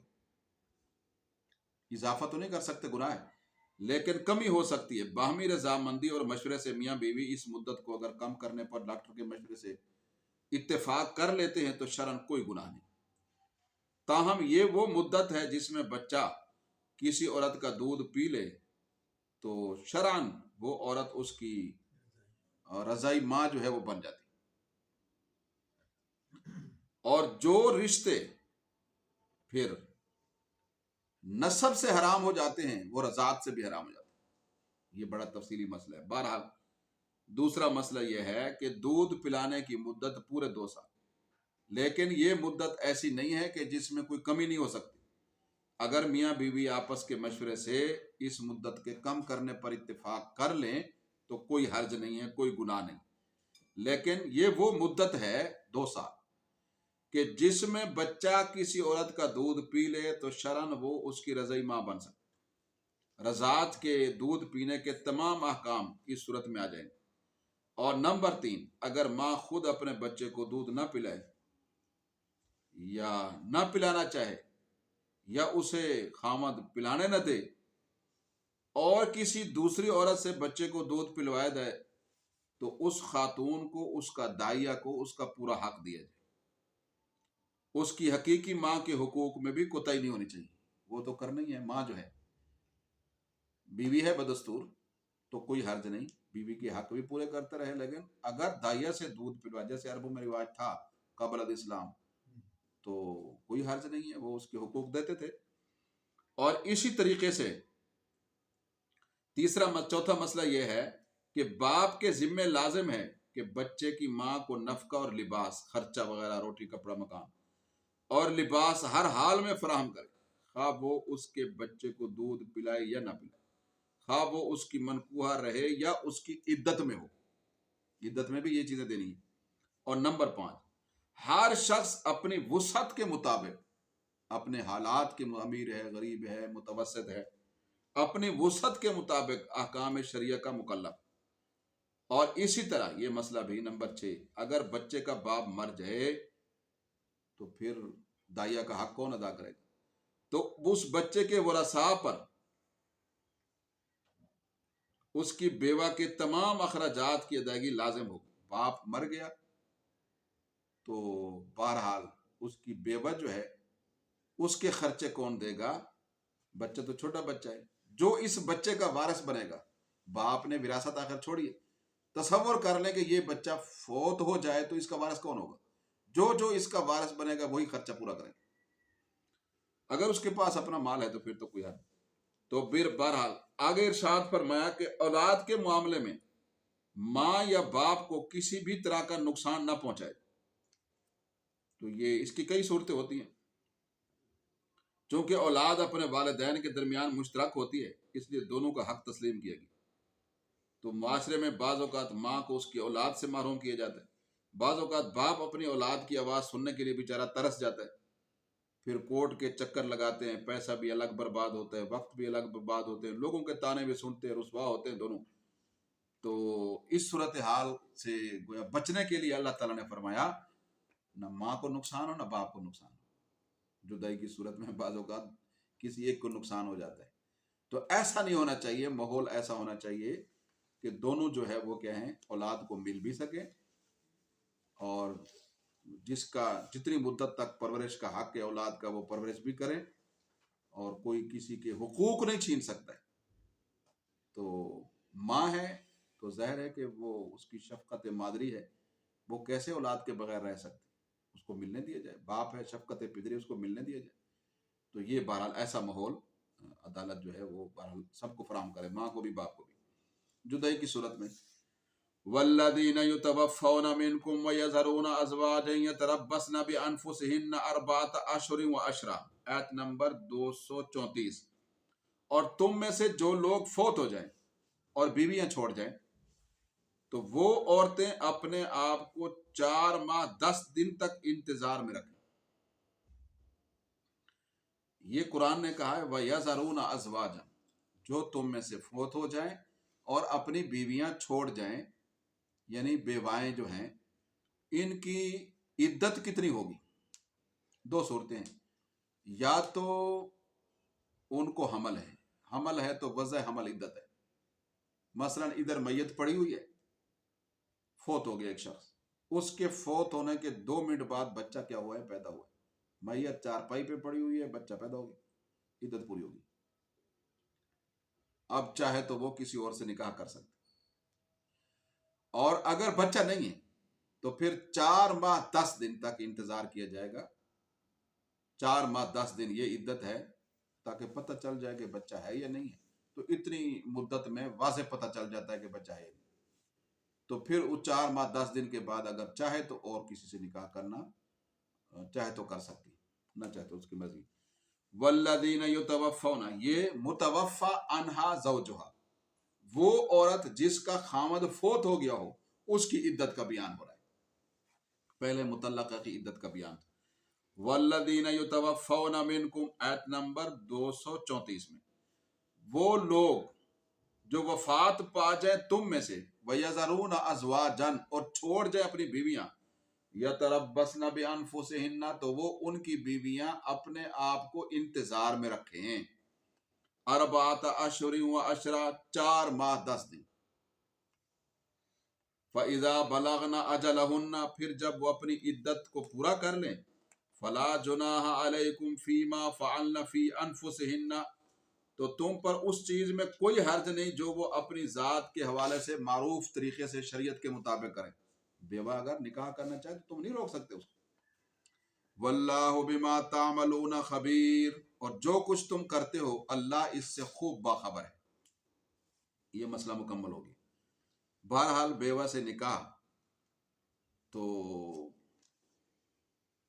ये नबी करीम सल्लल्लाहु अलैहि वसल्लम शरीयत में ये कोई ऐब वाली बात नहीं, हमारे यहाँ इसको ऐब समझा जाता है, शरीयत में ये कोई ऐब वाली बात नहीं है। तो बेवा औरत के अलावा किसी के लिए 3 दिन से ज्यादा सोग की इजाजत नहीं, खा मरने वाला कितना ही करीबी क्यों ना हो। अगर बेवा होने वाली औरत या तलाक याफ्ता औरत उम्मीद से हो, यानी हमल से हो, तो उसकी इद्दत सूरह तलाक में बयान की गई, वो है वज़ा हमल, बच्चे की पैदाइश।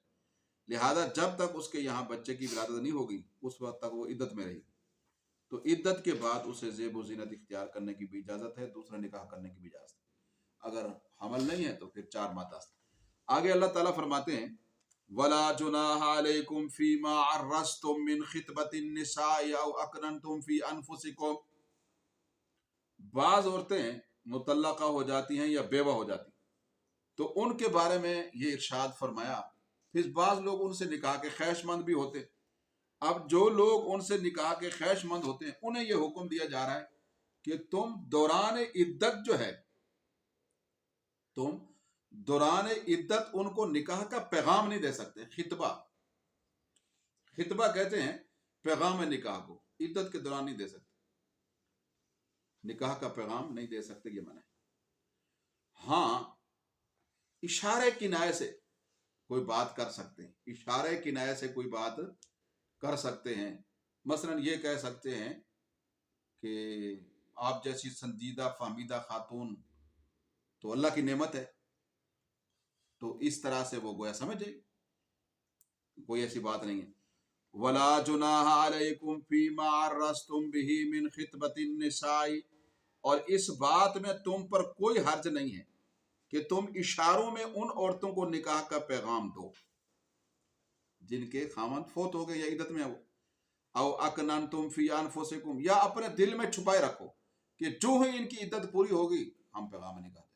चलो ये अच्छी बात है, दिल में छुपाए रखो। अलिमल्लाहु अन्नकुम सतज़कुरूनहुन्ना, फरमाया कि अल्लाह जानता है कि तुम उन औरतों का जिक्र जरूर करोगे। وَلَٰكِن لَّا تُوَاعِدُوهُنَّ سِرًّا إِلَّا أَن تَقُولُوا قَوْلًا مَّعْرُوفًا، لیکن تم ان سے کوئی خفیہ وعدہ نہ کرو مگر یہ کہ شائستہ طریقے سے کوئی بات کہہ دو۔ اللہ نے ویسے تو فرمایا کہ بہتر تو یہ ہے کہ تم دل میں چھپاؤ، لیکن جو عورت کسی کو پسند ہوتی ہے تو بہرحال اس سے محبت کے اظہار میں انسان باز نہیں رہ سکتا۔ اللہ نے فرمایا، اللہ نے فرمایا کہ اللہ کو تو پتہ ہے کہ تم باز نہیں رہ سکتے، یہ بات زہر ضرور کرو گے۔ تو اللہ نے فرمایا زہر کرو تو پھر کس طرح کرو؟ تم ان سے جناب والا اشارے سے، کنائے سے زہر کرو۔ فرمایا ولا یعنی شریعت کے دستور کے مطابق شائستہ طریقے سے، ولا تعزموا عقدۃ النکاح حتی یبلغ الکتاب اجلہ، اور نکاح کی گرہ باندھنے کا ارادہ نہ کرو، یعنی عدت کے اندر نکاح کی پکی باتیں نہ کر دو کہ سب کچھ طے بھی ہو جائے، تاریخ بھی ہو جائے، سب ایسا نہ کرو، حتی عدت گزرنے دو، حتی یبلغ الکتاب اجلہ، یہاں تک کہ وہ اپنی عدت کے مقررہ وقت تک پہنچ جائے۔ فرمایا کہ وَاعْلَمُوا أَنَّ اللَّهَ يَعْلَمُ مَا فِي أَنفُسِكُمْ، اور جان لو کہ بے شک اللہ جانتا ہے جو کچھ تمہارے دلوں میں ہے۔ فَاحْذَرُوا، تم اللہ سے ڈرو۔ یہ عدت کے اندر واضح واضح نہ نکاح کرو، نہ نکاح کی بات واضح واضح کرو، اشارے کنائے سے کرتے رہو، کوئی حرج نہیں، کیونکہ اللہ کو پتہ ہے تم نے باز تو رہ سکنا نہیں ہے۔ وَاعْلَمُوا أَنَّ اللَّهَ غَفُورٌ حَلِيمٌ، اور جان لو کہ اللہ بہت بخشنے والا ہے۔ اگر کوئی کمی کوتاہی کسی سے ہو بھی گئی، کسی نے بات کر بھی لی، توبہ کر لے تو اللہ اس کو معاف کر دے، اور اللہ بہت بردبار ہے۔ تو عدت گزارنے والی عورت سے اس کی عدت کے دوران نکاح کرنا بھی منع ہے، نکاح تو دور کی بات ہے، اسے پیغام نکاح دینا بھی جائز نہیں۔ لیکن بعض اوقات ایسا ہوتا ہے کہ کسی شخص کو اس عورت میں بہت رغبت اور دلچسپی ہوتی، اس بیچارے کو یہ خطرہ ہوتا ہے کہ کہیں وہ عدت کے بعد کسی دوسرے سے نکاح نہ کر لے، تو ایسی صورت میں گویا کہ اشارے کنائے سے بات کر لے کہ بس میرا بھی ارادہ ہے کہ کوئی 4 ماہ 10 دن کے بعد یا اتنے عرصے کے بعد میں بھی کوئی نیک اور اچھی عورت سے، موافقت الخیر عورت سے جو ہے نکاح کر لوں، تو واضح لفظوں میں دل کی بات زبان پہ نہ لائے، یہ تو اچھا نہیں، اللہ نے منع کیا ہے۔ لیکن بہرحال تو فاحذروا، اللہ سے ڈرو، جو دل میں ہے اس کو واضح واضح نہ کہو، اللہ سے ڈرو۔ وَعَلَمُوا، اشارہ کی نعمت کہہ دو، اور نکاح بھی نہ کرو۔ وَعَلَمُوا أَنَّ اللَّهَ غَفُورٌ حَلِيمٌ، باقی یہ مسئلہ بھی ذہن میں رکھیں۔ اس حوالے سے عورت کا قول معتبر ہے، عورت کہتی ہے میری عدت گزر گئی تو ہو گئی، بات ختم، اس مسئلے کو کوئی اور زیر بحث نہیں لا سکتا ہے، ہوئی ہے نہیں ہوئی ہے ہمیں اس سے کوئی غرض نہیں۔ مسئلہ یہی ہے کہ عورت اگر کہتی ہے کہ میری ہو گئی تو ختم ہوگی بات، ہم اس مسئلے کو زیر بحث نہیں لا سکتے ہیں، نہ کوئی عدالت لا سکتے ہیں، یہ ایک پرسنل مسئلہ ہے، ذاتی مسئلہ ہے کسی کا، اس میں ہم نہیں کر سکتے بات۔ وَلَا جُنَاحَ عَلَيْكُمْ إِن طَلَّقْتُمُ النِّسَاءَ مَا لَمْ تَمَسُّوهُنَّ أَوْ تَفْرِضُوا لَهُنَّ فَرِيضَةً، اور یہ بھی ہے کہ اس کو نکاح کی صورت میں اگر کوئی عدت کے اندر کوئی ایسا کر لیتا ہے تو وہ توبہ کرے، اللہ اس کو معاف کر دیں گے، یہ زنا بھی نہیں ہے، اس پر حد بھی نہیں لگی، یہ بھی یاد رکھ۔ یہ بہت سے مسائل ہوتے ہیں، لیکن ہمارے ہاں پھر آپ کو پتہ ہے لوگ نکاح کو تو برداشت نہیں کرتے ہیں، اللہ معاف فرمائے، وہ زنا کو کر لیتے ہیں۔ لا جناح علیکم ان طلقتم النساء ما لم تمسوهن، فرمایا کوئی گناہ نہیں ہے تم پر اگر تم عورت کو طلاق دو جبکہ تم نے انہیں ہاتھ بھی نہیں لگایا، او تفریضوا لہن فریضہ، یا ان کے لیے کوئی مہر مقرر نہ کیا ہو، ومتعوہن، اور انہیں کچھ خرچہ بھی دے دو، علی الموسع قدرہ، وسعت والے پر اس کی وسعت کے مطابق خرچہ دینا ہے، وعلی المقتر قدرہ، غریب پر، تنگ دست پر اس کی طاقت کے مطابق خرچہ دینا ہے، متاعا بالمعروف، یہ فائدہ پہنچانا ہے شریعت کے طریقے کے مطابق، حقا علی المحسنین، یہ نیکی کرنے والوں پر حق بنتا ہے۔ آیت نمبر 236۔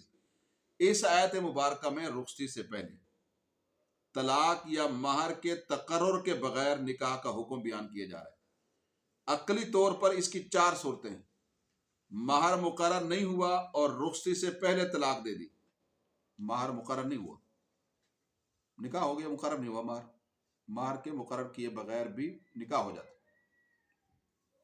نکاح میں ایجاب قبول روبرو گواہوں کے یہ فرض ہے, 2 گواہوں. باقی نکاح مہر تو واجب ہے, لیکن اگر کسی نے مجلس نکاح میں مہر مقرر نہیں کیا ہے تو کوئی حرج نہیں ہے, پھر مہر مثلی آ جاتا ہے, وہ ایک الگ مسئلہ ہے. بہرحال آیت مبارکہ میں رخصتی سے پہلے طلاق یا مہر کے تقرر کے بغیر نکاح کا حکم بیان کیا جا رہا ہے. اس کی 4 صورتیں ہو سکتی. نمبر 1, مہر مقرر نہیں ہوا اور رخصتی سے پہلے طلاق دے دی. رخصتی نہیں ہوئی, خلوت صحیحہ یعنی میاں بیوی کو ایسا موقع نہیں ملا کہ جس میں وہ جمع کر سکے, تو مہر مقرر نہیں ہوا, رخصتی سے پہلے طلاق دے دی, تو اس صورت میں شوہر کے ذمہ مہر کے حوالے سے کچھ بھی واجب نہیں, مہر بھی نہیں. البتہ اپنی حیثیت کے مطابق مطلقہ کو کچھ نہ کچھ دینا چاہے تو اس کو متعۃ النساء کہتے ہیں, یعنی عورتوں کو کوئی نفع دینا, یہ تو بہرحال واجب ہے, دینا چاہے دے دے. تو نمبر 2, مہر مقرر ہوا ہے اور رخصتی سے پہلے طلاق دے دی, تو اس کا حکم اگلی آیت میں آ رہا ہے, وَإِن طَلَّقْتُمُوهُنَّ مِن قَبْلِ أَن تَمَسُّوهُنَّ, کہ چھویا نہیں طلاق دے دی. بہرحال. اور نمبر 3, مہر مقرر ہوا ہے, رخصتی بھی ہوئی ہے, جماع کا موقع بھی ملا ہے, خلوت صحیحہ بھی ہوئی ہے. خلوت صحیحہ کہتے ہیں جس میں جماع کے لیے کوئی رکاوٹ نہ ہو, پھر جماع کیا یا نہیں کیا یہ الگ بات ہے. خلوت صحیحہ ایسا موقع مل گیا ہے تو یہ جماع کے قائم مقام. تو پھر طلاق دے دی ہے تو اس صورت میں طے شدہ مہر زہر ادا کرنا ہوگا, کیونکہ عورت نے تو کوئی رکاوٹ پیش نہیں کی جماع کے لیے. اور نمبر 4, مہر مقرر نہیں ہوا, طلاق رخصتی اور خلوت صحیحہ کے بعد دی ہے, تو پھر مطلقہ کو مہر مثلی ملے گا. مہر مثلی کا معنی یہ ہوتا ہے کہ جس لڑکی کا نکاح ہوا ہے اس کی بہن, خالہ یا پھپھی وغیرہ کا جو مہر مقرر کیا تھا اسے بھی وہی رقم دی دے. تو اس آیت مبارکہ میں متعۃ النساء کے حوالے سے ایک اصول طے کیا گیا ہے جو مہر کے لیے بھی ہے, کہ لڑکے کی گنجائش کو دیکھ کر اس کا فیصلہ کیا جائے. اگر وہ مالدار ہو تو اپنی حیثیت کے مطابق دے, اگر تنگ دست ہو تو وہ اپنی حیثیت کے مطابق دے, تو شریعت کے مطابق شائستگی کے ساتھ. وَإِن طَلَّقْتُمُوهُنَّ مِن قَبْلِ أَن تَمَسُّوهُنَّ, اور اگر تم نے انہیں چھونے سے پہلے طلاق دے دی, ابھی خلوت صحیحہ کا موقع نہیں ملا, رخصتی نہیں ہوئی. وَقَدْ فَرَضْتُمْ لَهُنَّ فَرِيضَةً, اور تحقیق ان عورتوں کے لیے نکاح کے وقت تم طلاق تو ہو گئی رخصتی سے پہلے, لیکن مہر نکاح کے وقت مقرر کر دیا تھا تم نے, تو فَنِصْفُ مَا فَرَضْتُمْ, فرمایا کہ ان کے لیے آدھا مہر مقرر شدہ, إِلَّا أَن يَعْفُونَ, مگر یہ کہ وہ عورتیں معاف کر دیں, او یعفو والذی بیدہ عقدۃ النکاح, یا وہ شخص معاف کرے جس کے ہاتھ میں نکاح کی گرہ ہے. مرد معاف کر دے. مرد کا معاف کرنا کیا ہے کہ آدھا دینا تھا پورا دے دے, عورت کا معاف کرنا کیا ہے, آدھا لینا تھا سرے سے نہ لے. وَأَن تَعْفُوا أَقْرَبُ لِلتَّقْوَىٰ, اور تم مردوں کا معاف کرنا تقویٰ کے زیادہ قریب. تو عورت سے معاف کرانے کے چکر کی بجائے خود مرد ہی زیادہ دے دے, تو اللہ تعالیٰ اس کو اس کا اجر دیں گے. وَلَا تَنْسَبُوا الْفَضْلَ بَيْنَكُمْ, آپس میں احسان کرنے کو فراموش نہ کرو. جب بھی ایسا کوئی معاملہ ہو لین دین کا تو پھر دوسرے کو تم زیادہ ہی دے دو. یہ احسان اور فضیلت کو اپنے کو برقرار رکھو. ان اللہ بما تعملون بصیر, بے شک جو تم کرتے ہو اللہ اس کو خوب دیکھ رہا ہے. تو بہرحال یہ مسئلہ بھی ختم ہو گیا. حافظوا علی الصلوات, یہ اللہ تعالیٰ نے نمازوں کے متعلق ارشاد فرمایا, ان کی حفاظت کے حوالے سے حکم دیا ہے کہ گھریلو زندگی کے مسائل میں الجھ کر کہیں ایسا نہ ہو کہ آپس کے حقوق ادا کرتے کرتے اللہ کے حق کو بھول جاؤ, نماز سے غفلت اختیار کرو کہ اتنا گھریلو امور کے اندر مصروف ہو جائے, تو ایسا نہ کرو. وہ بھی شرعی احکام ہیں, ان پر بھی اللہ کی منشا کے مطابق عمل کرو گے تو ثواب ملے گا, لیکن جو اللہ کا حق ہے نماز کی ادائیگی وہ تو بہرحال کرو. حافظوا علی الصلوات, تو گویا ربط ہو گیا, پہلے لوگوں کے حقوق کا بیان تھا, اب اللہ کے حق کا بیان ہے. حافظ, آیت نمبر 238, حافظوا علی الصلوات والصلاۃ الوسطی, فرمایا حفاظت کرو تمام نمازوں کی بطور خاص درمیان والی نماز کی. وقوموا للہ قانتین، اور اللہ کے سامنے عاجزی کے ساتھ کھڑے ہو. بہرحال درمیان والی نماز جو ہے وہ کون سی ہے، تو اس کے متعلق زیادہ تر بہت سی آراء ہیں.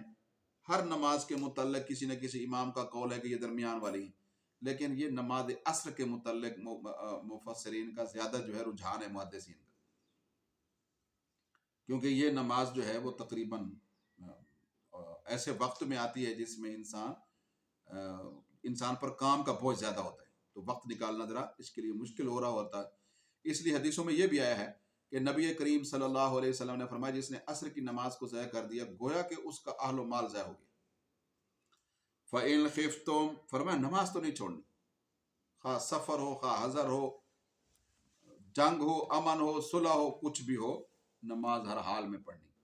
فَإِنْ خِفْتُمْ فَرِجَالًا، پھر اگر تمہیں خوف لاحق ہو، جنگ کے اندر ہو، تو کوئی بات نہیں ہے، چلتے چلتے ہی پڑھ لو، کھڑے نہیں ہو سکتے کوئی بات نہیں ہے، چلتے چلتے پڑھ لو. فَرِجَالًا، تو پیادہ پا ہو کر پڑھ لو، اور رکبانًا، یا سوار ہو کر پڑھ لو، تو کوئی بات نہیں. یہ معروضی حالات ہیں. پھر جب یکسوئی آ جائے، امن آ جائے، تو پھر جو طریقہ ہے معروف اس کے مطابق پڑھو. فَإِذَا أَمِنْتُمْ فَاذْكُرُوا اللَّهَ كَمَا عَلَّمَكُمْ مَا لَمْ تَكُونُوا تَعْلَمُونَ، پھر جب تم امن میں آ جاؤ تو اللہ کی یاد کرو ایسے جیسا کہ اللہ نے تمہیں سکھلائے اور اس سے پہلے تم نہیں جانتے. 239. اس آیت مبارکہ میں بالکل مختصراً نماز خوف کا بیان ہے. اس کی پوری تفصیل سورہ نساء میں آئے گی، آیت نمبر 101 اور 102 میں. یہاں صرف اتنا بتلایا گیا ہے کہ خوف کی حالت میں سوار ہو کر بھی نماز پڑھی جا سکتی ہے اور پیدل بھی. تو اس سے نماز کی اہمیت ہمیں سمجھ میں آتی ہے کہ میدان جنگ میں دشمن سے جب انسان نبرد آزما ہو تو بھی نماز معاف نہیں ہے، تو امن، سکون اور بستر پر کیسے معاف ہو سکتی؟ وَالَّذِينَ يُتَوَفَّوْنَ مِنْكُمْ وَيَذَرُونَ أَزْوَاجًا، اور تم میں سے جو لوگ فوت ہو جائیں اور اپنی بیویاں چھوڑ جائیں، وَصِيَّةً لِأَزْوَاجِهِمْ إِلَى الْحَوْلِ غَيْرَ إِخْرَاجٍ، یہ ایک اور حکم ہے. فرمایا وہ اپنی بیویوں کے لیے 1 سال کے خرچے کی وصیت کر دیں اور یہ بھی کہ گھر سے وہ نہ نکالی جائیں. فَإِنْ خَرَجْنَ فَلَا جُنَاحَ عَلَيْكُمْ فِي مَا فَعَلْنَ فِي أَنفُسِهِنَّ مِن مَّعْرُوفٍ، ہاں اگر وہ خود چلی جائیں گھر سے تو تم پر پھر کوئی گناہ نہیں ہے جو وہ اپنی ذات کے حوالے سے معروف طریقے سے کریں، یعنی شرعی دستور کے مطابق. واللہ عزیز حکیم، اور اللہ غالب ہے اور حکمت والا ہے. یہ آیت نمبر 240. اس آیت مبارکہ میں وراثت کے احکام نازل ہونے سے پہلے ایک مسئلہ بیان کیا گیا ہے جو کہ اب منسوخ ہو گیا ہے. تو شروع میں بیوہ عورتوں کے تحفظ کے لیے یہ قانون بنایا گیا تھا شروع اسلام میں، کہ ان کے شوہر مرنے سے پہلے ان کے لیے 1 سال کے خرچے، روٹی، کپڑا، مکان کی وصیت کر دیں، اور یہ بھی کہ ان کے لیے رہائش کی وصیت کریں تاکہ انہیں گھر سے بے گھر نہ ہونا پڑے. لیکن بیوہ کو اس بات کا پابند نہیں کیا گیا کہ وہ یقیناً یا لازمی طور پر 1 سال کی مدت جو ہے اپنے فوت شدہ شوہر کے گھر میں گزارے، کیونکہ ممکن ہے اس کے لیے رہائش کا کوئی ماشاءاللہ متبادل انتظام ہو، اور یہ بھی ممکن ہو کہ وہ بیوہ اس گھر میں اپنے دیور یا جیٹھ یا کسی اور فرد سے اپنی عزت کی عصمت کے حوالے سے خطرہ محسوس کرے تو وہاں نہ رہے، تو اس سلسلے میں اسے گنجائش ہے. لیکن چونکہ اب یہ آیت کا حکم منسوخ ہے، کیوں؟ اس لیے کہ اب عورت کے لیے حکم آ گیا ہے کہ اس کو مرنے والے کی وراثت میں سے حصہ دینے. اگر مرنے والے کی اولاد نہیں ہے تو یہ 1/4 حصہ لے گی، 1/4 کل مال کا، جو کس سے بچ جائے، تجہیز و تکفین، قرض اور وصیت سے. اگر میت کی یعنی مرنے والے کی اولاد ہے تو پھر 1/8 لے گی، 8واں حصہ لے گی. ایک ہے یا ایک سے زیادہ ہیں تو یہ 1/4 یا 8واں کو آپس میں تقسیم کریں گی. اور یہ تب ہے کہ جس وقت کیا ہو، یہ حکم تب تھا کہ جس وقت یہ حصے مقرر نہیں ہوئے تھے. پھر یہ تھا کہ جب بھی کوئی شخص قریب المرگ ہو تو اسے یہ اللہ نے کہا تھا تم ایسا کرنا. اب دیکھو کتنا خیال کیا گیا عورتوں کا. کہ تم ایسا کرنا کہ مرتے وقت وصیت کر دینا کہ 1 سال تک میری بیوی کچھ نہیں کرے، اتنی دیر تک اللہ نہ کوئی نہ کوئی سبب سبیل بنا دیں گے۔ تو اس سے یہ بھی معلوم ہوا کہ بہرحال کسی شخص کے روزی روٹی کے مسائل جو ہیں وہ شریعت کی نظر میں بہت اہم ہیں، ایسے یکسر کسی کو آپ اس سے ختم نہیں کر سکتے۔ وَلِلْمُطَلَّقَاتِ مَتَاعٌ بِالْمَعْرُوفِ، اس حوالے سے قانون موجود ہے شریعت کا۔ فرمایا کہ مطلقہ عورتوں کو اچھے طریقے سے خرچ دو، حقاً علی المتقین، یہ متقیوں پر حق ہے۔ ٹھیک ہے، تم نے طلاق دے دی ہے، لیکن اب گویا کہ ان کو کیا ہے، اچھے طریقے سے گویا رخصت کرو۔ اچھے طریقے سے کا یہی معنی ہے کہ کچھ دے کے رخصت کرو۔ فرمایا اگر تم متقی ہو، اللہ سے ڈرتے ہو تو کذالک یبین اللہ لکم آیاتہ۔ تو بہرحال قرآن سے رہنمائی تو یہ ضروری ہے۔ ہمارے یہاں ہر معاملے میں انتہا پسندی، تشدد ہے، قرآن سے رہنمائی نہیں لیتے، بس جب طلاق ہو گئی تو پھر ہر چیز ختم ہو گئی، ایسا نہ کرو۔ فرمایا اچھے طریقے سے ان کو رخصت کرو۔ کذالک یبین اللہ لکم آیاتہ لعلکم تعقلون۔ فرمایا اس طرح اللہ اپنے احکام تمہارے لیے بیان کرتے ہیں تاکہ تم سمجھو۔ تو یہ سمجھدار کے لیے اس کے اندر کیا ہیں، فرمایا کہ یہ احکام ہیں۔ آگے اللہ تعالیٰ یہ ارشاد فرماتے ہیں، نکاح کے مسائل بیان ہوئے، طلاق کے مسائل بیان ہوئے، اللہ کی قدرت کی نشانیاں، یہ سب کیا ہے، غور و فکر کرو، عقل و شعور سے کام لو اور اللہ تعالیٰ کی قدرت کو پہچانو، اس کا قرب حاصل کرو، یہی اصل چیز ہے۔ الم تر الی الذین خرجوا من دیارہم وهم الوف حذر الموت۔ تو یہ انشاءاللہ کل کے درس میں عرض کریں گے۔ یہ نیا رکوع شروع ہو رہا ہے آیت نمبر 243 سے، مضمون بھی نیا شروع ہو رہا ہے۔ وآخر دعوانا الحمدللہ۔